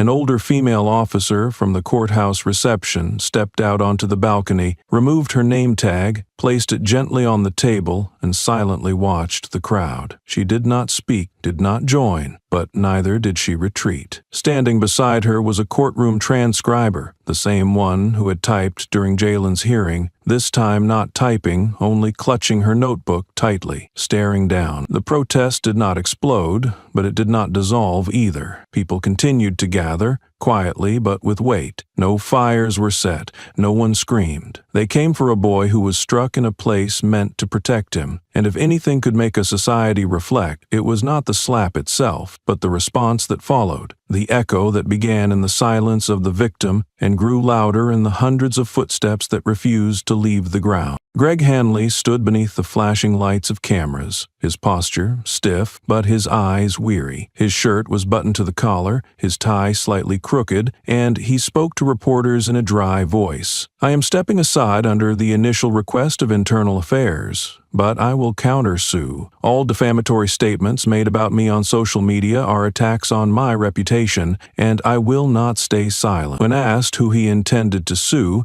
Greg did not answer directly. He turned, entered the car, and slammed the door shut. Perhaps even he could not discern whether his anger stemmed from public pressure or from the realization that the secrets he believed were buried were now leaking out, piece by piece. Not long after that press conference, Carmen Lee's news site published a new article. The headline was simple: "The Order Before the Hearing." The content included only 3 paragraphs, but the attachment set everything on fire. It was a screenshot of a conversation via the police department's internal messaging app between Greg Hanley and an unnamed colleague. In it, Greg wrote, "I'll take care of that punk cleanly before his dad shows up." The message was sent at exactly 6:58 in the morning, 7 minutes before Greg entered the courtroom and began verbally assaulting Jalen. Carmen added no commentary, did not suggest how readers should feel, but most didn't need prompting. They understood that unexpected no longer applied to what had happened. Every sign indicated that Greg had been mentally prepared to go after Jalen from the start, not because the boy did something wrong, but because Greg wanted to send a message, maybe as a warning, maybe to assert dominance, or maybe simply to satisfy a personal urge to unleash on a child who couldn't fight back. The information spread quickly, with major news outlets picking up the original post. Some users analyzed the time and geolocation metadata, further verifying the message's authenticity. One independent analyst confirmed the sending device matched the official work phone issued to Greg, a detail the investigation team could no longer ignore. Inside the Internal Affairs Committee meeting room, multiple printed copies of the chat transcript were laid across the table. A legal officer posed a new question. If he anticipated the father's reaction, that means he knew Malcolm Rhodes' real identity beforehand. Who leaked it? That question opened an entirely new direction for the investigation, one that extended far beyond Greg Hanley himself, because if true, it would mean an entire network of enablers had known and still allowed the hearing to unfold exactly as the violence had been scripted. Meanwhile, Malcolm and Jalen sat in a small room at the regional FBI office. Malcolm did not comment on the leaked message. He simply stared at the photo of his son being slapped, placed beside the screenshot of the text. No words were needed. He knew the fight was no longer about a single slap, but about the system that had allowed it to happen, repeatedly, to many children, and then buried it. But this time, no one would be allowed to bury it again.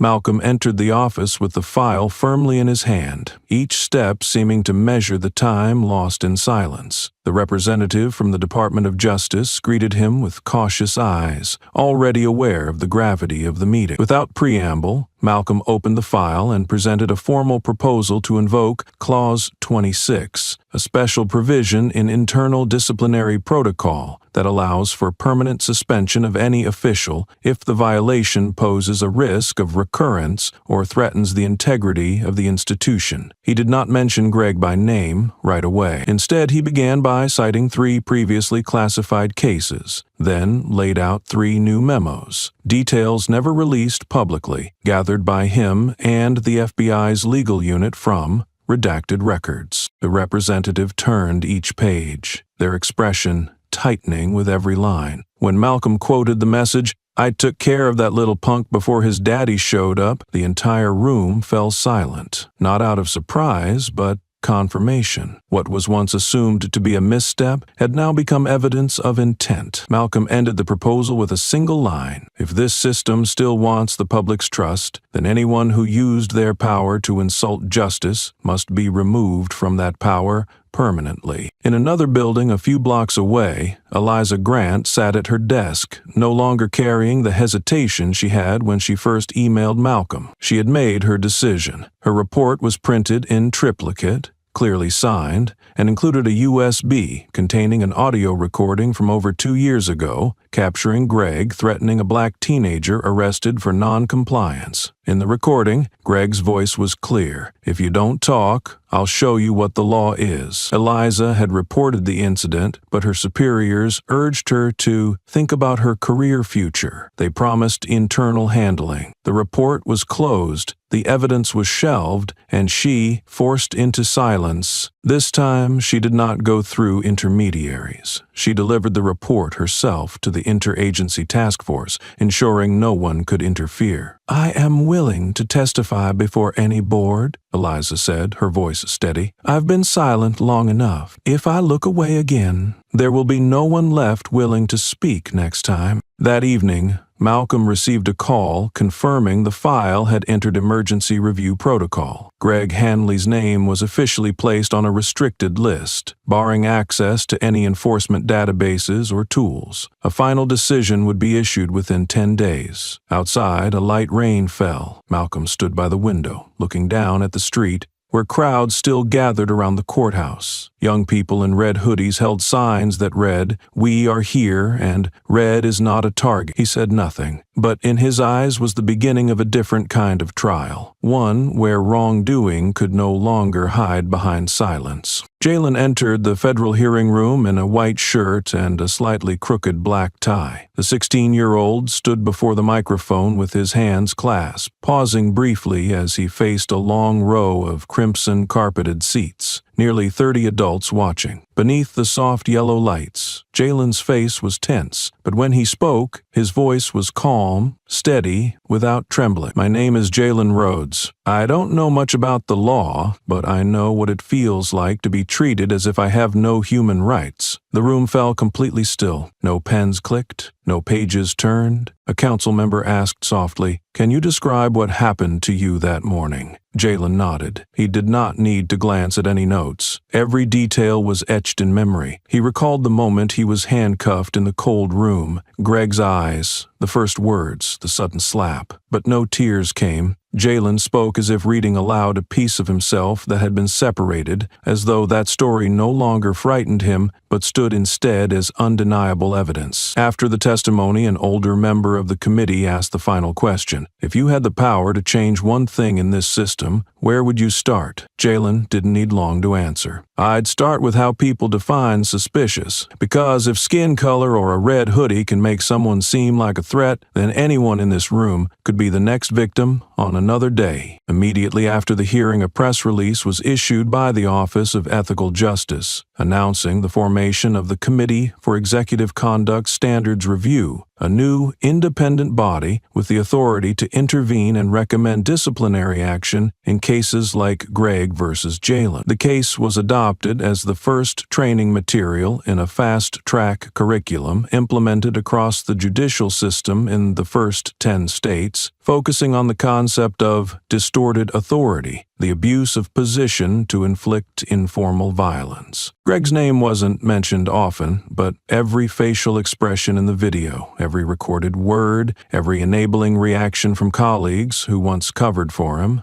became content for official review. And Jalen, though he never stood up to rally or lead a movement, became the face of a question the system could no longer avoid. Who will be held accountable when a child is struck inside a courtroom? Malcolm, when he heard his son respond during the hearing, stood at the back of the hall. He didn't interrupt, didn't walk forward. He simply stood there, watching. And for the first time in years, he didn't need a badge or a file to prove why he was present. Jalen could stand on his own now. As for him, he was just a father, in the truest sense, not there to act, but to witness his child make justice stop and look back. Under the overhead lights beaming from four corners of the ceiling, the hearing hall shone like a real stage. But this time, no one was acting. Cameras were positioned at 3 angles. Reporters were allowed to film live, and thousands were watching through televised broadcasts. Unlike the first session with only internal judicial experts, today's hearing threw open the doors of a system that had long stayed shut. Every seat was filled, and many stood along the aisles holding handwritten signs that read, "Justice for Jalen." Jalen stepped up to the stand, without a clerk to hold his statement or anyone adjusting his tie. He walked on his own, adjusted the microphone, and looked straight into the lens. His face was still youthful in shape, but his gaze had changed. After a few silent seconds, he began, steady and unhurried. "I don't need pity. I just need to be treated right." A click of a pen sounded from the table below. The chairperson repeated the customary procedures, but no one paid attention anymore. The entire hall was focused on Jalen's every breath. He recounted the events of that day, not as a report, but as a clear, coherent testimony, omitting nothing, relying on no tears for sympathy. "I was handcuffed before anyone asked what I did. I was called trash before I had a lawyer. I was slapped in a courtroom before anyone read me my rights." His voice remained even, not dramatic, but every word landed like a pin against the wood in front of him. No one in the room stopped it. No one objected. Everyone just clicked their pens and wrote like I was an object. In the front row, a middle-aged woman in a gray suit slowly removed her glasses. She was the Federal Oversight Committee's appointed observer. She had witnessed hundreds of hearings, but this was the first time she closed her notebook midway, not from lack of information, but because it was already more than enough to understand. Jalen paused, then continued. "I don't want anyone jailed or fired because of me. I just want this system to stop treating people like me as a default threat. I wasn't born to be hit. I didn't wear red to be feared.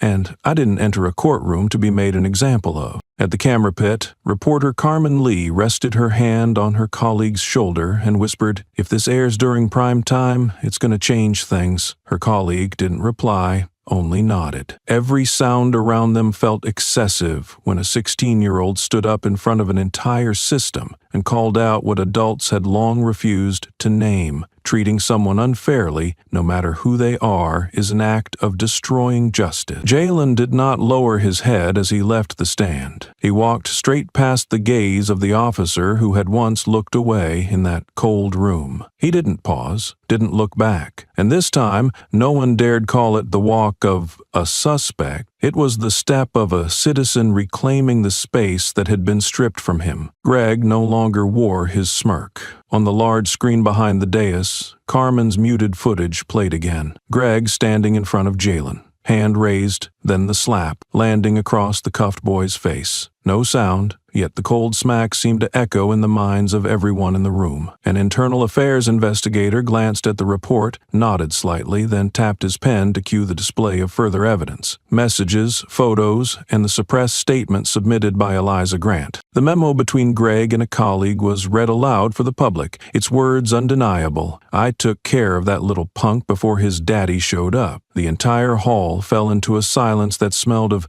dried blood and collapsed dignity. Greg's face went pale, his eyes void of denial. Below the platform, reporters scribbled frantically, flipping pages, trying to keep pace with the suffocating tension. Behind them, several citizens quietly raised their phones, recording the moment when the officer who once declared he would enforce order his way had nothing left to say in his defense. Malcolm sat on the left side of the gallery, not looking at Greg. His eyes stayed fixed on his son, Jalen, whose face remained calm, though his hands clenched tightly on his thighs. eyes. He didn't speak, nor did he look up at the screen. He had lived with that memory long enough and didn't need to replay it to know what was true. Greg was asked to stand and respond, but when the presiding officer asked, "Do you have anything to say before the committee?" he stayed silent, biting his lip, and bowed his head. At that moment, a wave of emotion spread across the room, not from words, but from presence. Jalen closed his eyes, not to escape, but to mark the end of a long, quiet period. For the first time, his full name was spoken aloud by the chair. "Thank you, witness, Jalen Rhodes." Not kid, not defendant, not disruptive individual, just a citizen with a name, with dignity, and with someone who stood up for him.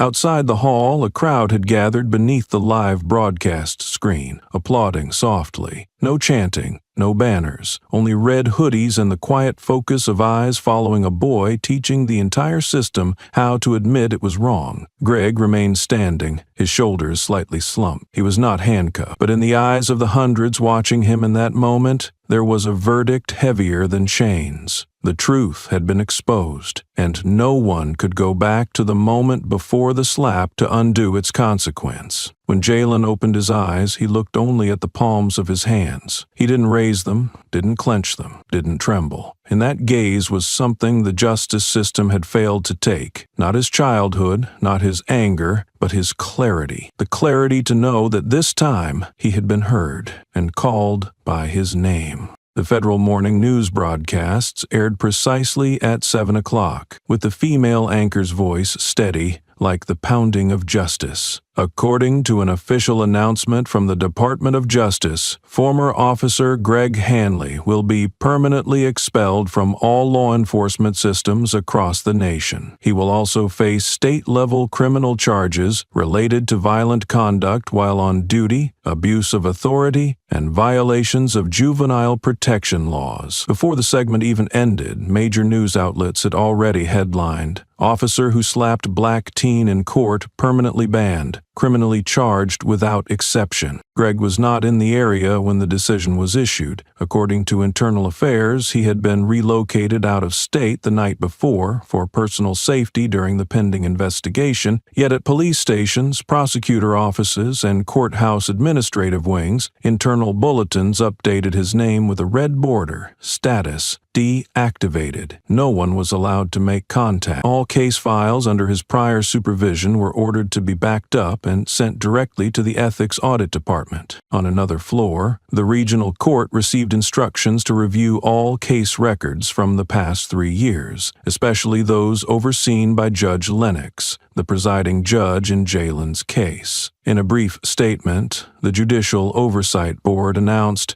"Judge Lennox will be temporarily reassigned to an administrative advisory role and will not participate in any ongoing hearings." A cross-agency audit team was immediately dispatched. They did not begin in courtrooms, but rather in the overlooked areas, holding cells, transcription desks, digital storage devices, and blind camera zones. Malcolm Rhodes sat in his car, eyes fixed on the replay broadcast from the control screen. He neither smiled nor commented. His phone vibrated constantly, but he did not check it. What needed to be done had been carried out step by step, not for revenge, but because there was an ethical threshold the system could no longer pretend not to see. One way or another, Greg's name had become a symbol of power gone off track, now pulled back by the very mechanism he once believed he controlled. When asked for his thoughts, Jalen simply told a reporter waiting outside the courthouse, "I'm not happy, but I feel lighter." Then he turned away, leaving behind the cameras and microphones trying to follow him.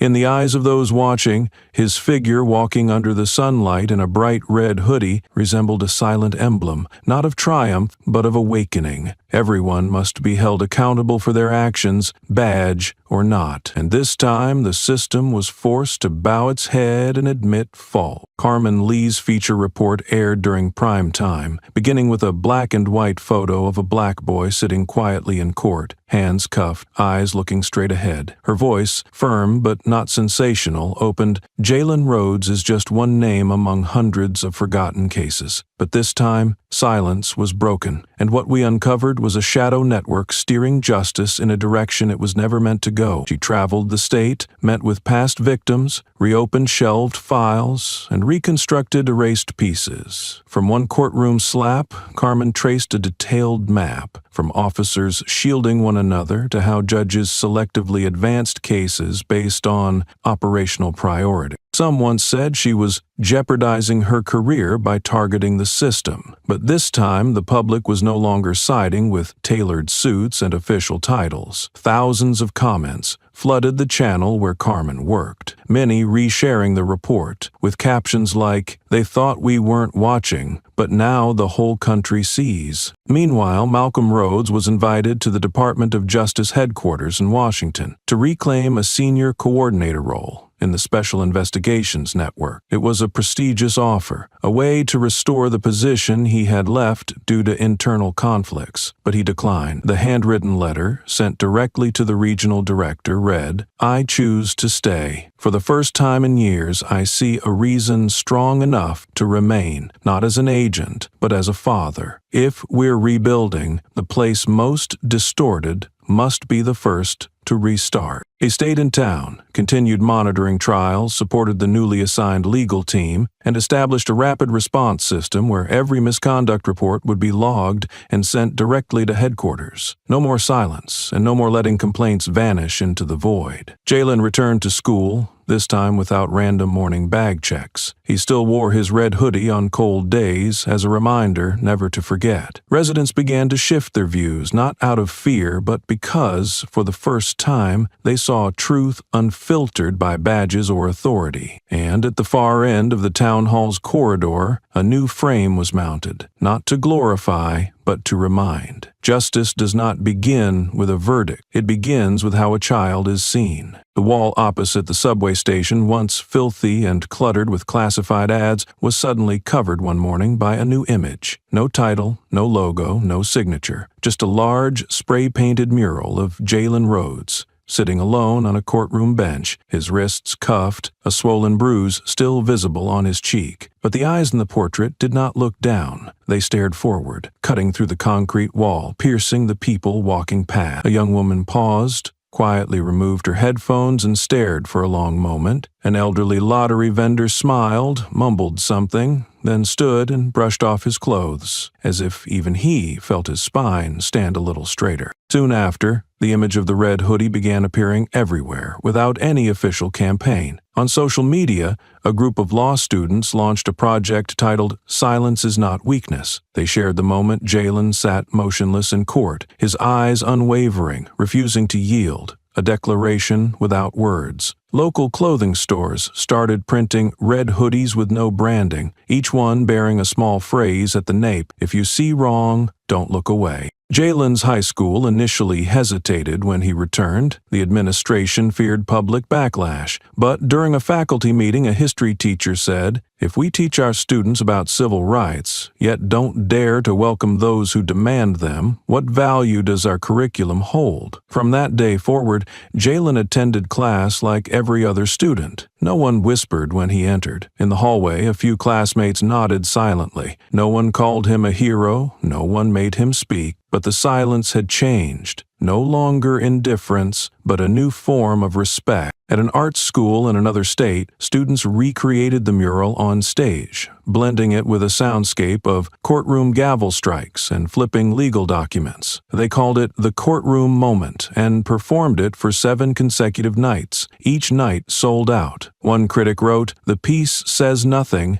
yet no one can look away." It isn't a call to arms, it's a blow to the conscience, forcing viewers to ask themselves, if I were the one in that chair, would I have said anything at all? There was no foundation behind it, no major organization claimed credit, but it spread, as if the story itself had become a shared heartbeat, reminding those who had once stayed silent that silence is not a crime as long as they know when to rise. And from a child once called Boy, Jalen Rhodes became a name the city learned to pronounce properly. Jalen walked through the school gates under the gaze of dozens, No one spoke. No one burst out laughing like on mornings before. He walked quietly between rows of lockers, his backpack slung over one shoulder, the collar of his red hoodie still slightly wrinkled from being hand-washed by his mother. A few students tried to look away, but couldn't hide their curiosity. A group of 3 sitting near the staircase went silent as Jalen passed, but he sensed no malice, just unfamiliarity. Just people learning how to see someone no longer sitting in the shadow of judgment.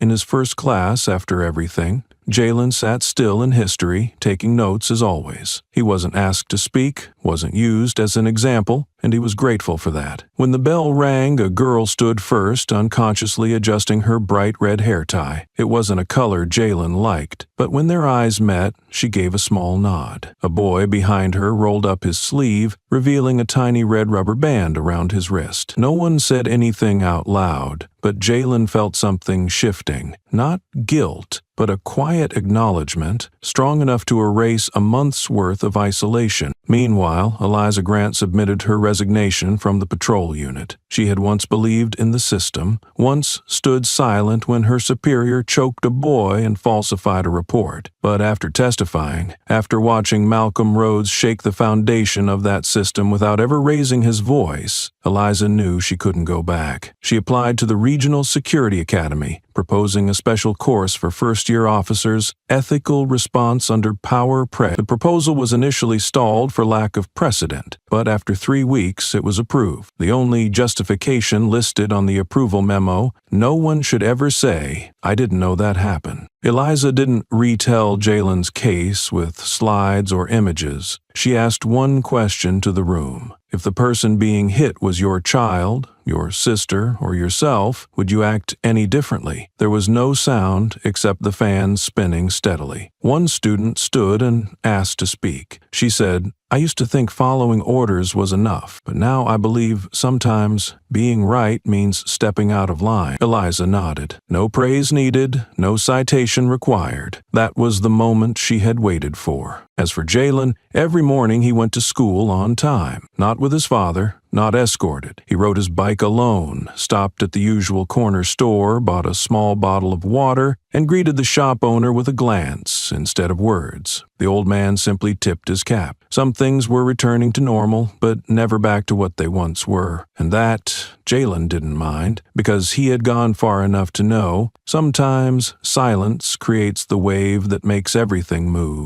Inside a small auditorium at a university on the eastern side of the city, soft yellow lighting illuminated the words projected on the screen. The law is not silent. Those who enforce it are the ones who mute it. Carmen Lee stood at the center of the room, arms folded, holding no syllabus, looking at no notes. She opened the workshop by playing a soundless video. The moment Jalen was slapped in court, then left alone like an object without worth. When the screen faded to black, no one spoke. Carmen let the silence stretch for 10 seconds before she began, her voice striking each word like a wooden gavel. If you witness a slap and say nothing, you are signing off on its continuation. A student raised his hand, then lowered it again, realizing no question could explain what had already been made clear. Carmen did not tell the story chronologically. She divided the class into 3 groups, each receiving a separate document. Eliza's testimony, screenshots of Greg's chat logs, and the previously buried internal disciplinary report. Their task was not to assess legal validity, but to identify when someone should have spoken up. One female student wrote, "When Greg said, 'He looks like trouble,' another underlined the phrase, 'We followed procedure,' adding the note,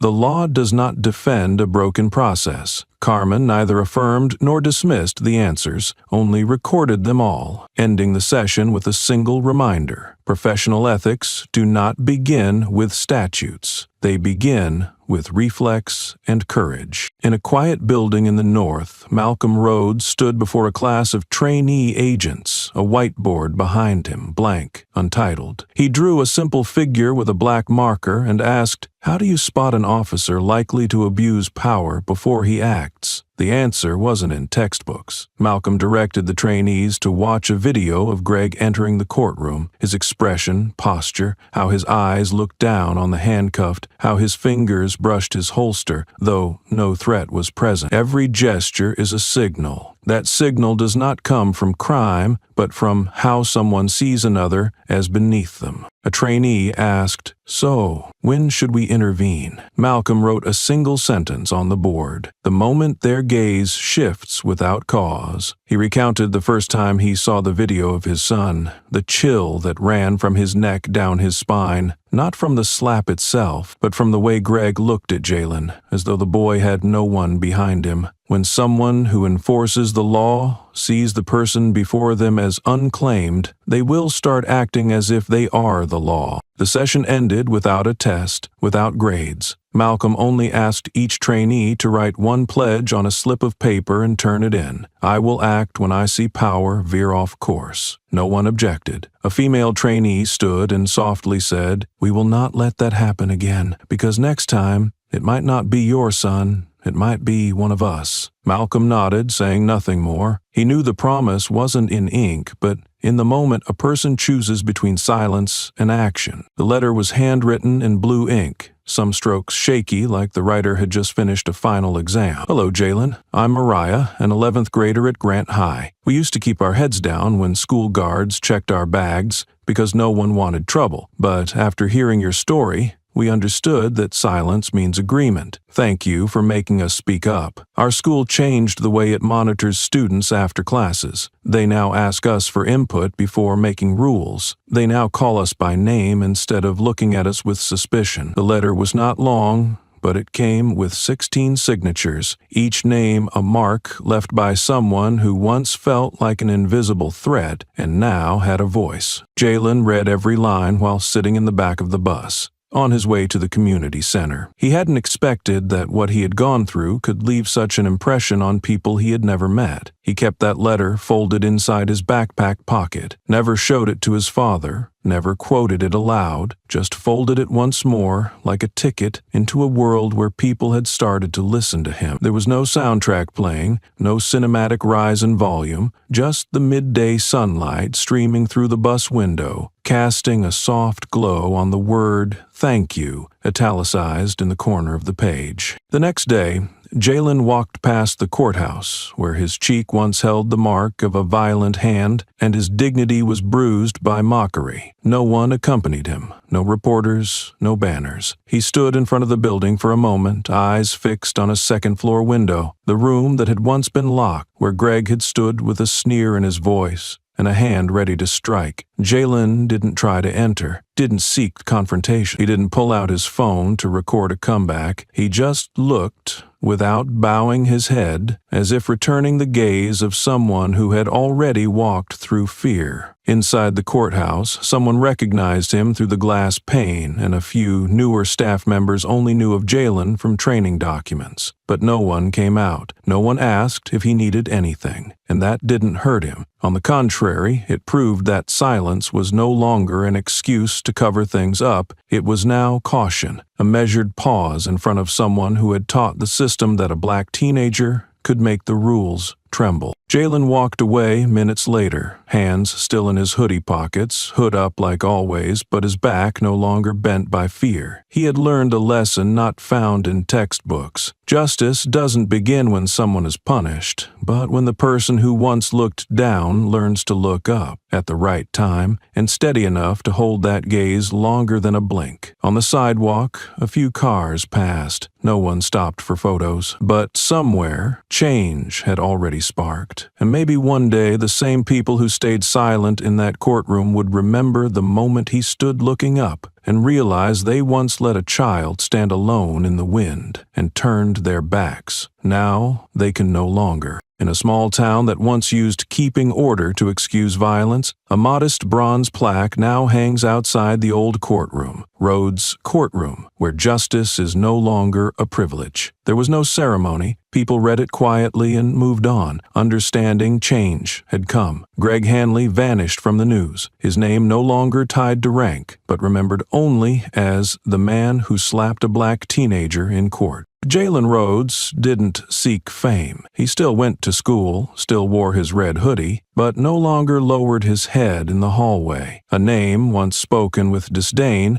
became the reason many re-examined how they treat the vulnerable, especially the young, forced to live in fear. Jalen won no lawsuit and received no medals, but he kept his dignity, refusing to let his worth be violated without consequence. Things began to shift. School rules were rewritten in fairer language. Police training added lessons on accountability. Most of all, the walls that once stayed silent began to respond, even to a glance that crossed the line. Jalen's story wasn't about a slap, but what followed, when someone stood up and others refused to look away. Justice is not the voice of the powerful, but the awareness of those made powerless. Sometimes, change starts not with grand acts, but with a gaze that holds steady, a question asked, a step that refuses to retreat. And in the end, society doesn't change through one hero, but through ordinary people who refuse to bow. Jalen, Malcolm, Eliza, Carmen, they all saw injustice and didn't pretend not to. What about you? When the room goes silent, will you stay still or speak? Jalen's story began in a courtroom, where a handcuffed boy sat like a forgotten object. It exposed a broken system, from the officer to the judge, from the prosecutor to the clerk. Jalen was not a hero. He was 16, in a red hoodie, slapped for no reason. What changed everything wasn't the slap, but that it was remembered. Malcolm refused to return to Washington, not out of regret for his former position, but because he understood this: if a father cannot bring himself to stand where his son was once trampled, then any career elsewhere would be meaningless. Carmen continued to inspire the younger generation with just one sentence: if you're not sure what to do when you see something wrong, at least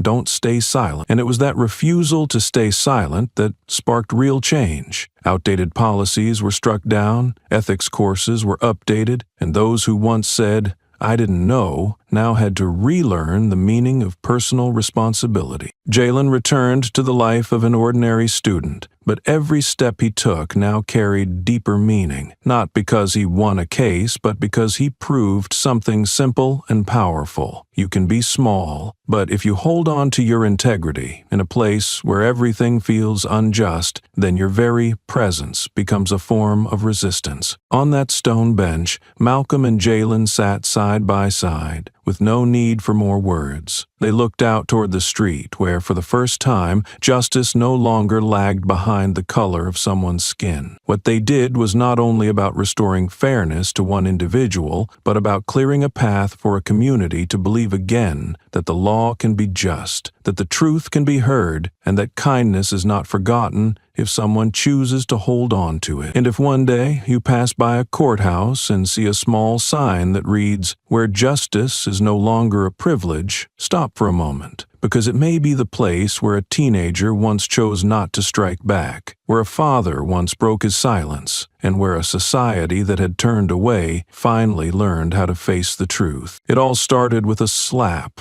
but ended in an awakening. Not everyone has a father who is a federal agent, but every person deserves to be treated with the dignity they carry. Jalen didn't need pity. He needed a society that understood the true meaning of justice. And if a 16-year-old boy could make an entire system stop, reflect, and change, then no one has the right to say, "I'm powerless." Don't wait for someone else to speak up on your behalf, because in a world where far too many courtrooms still lack a conscience, you might be the one who brings the change. The question isn't whether you will stand up, it's how much longer you can stay silent.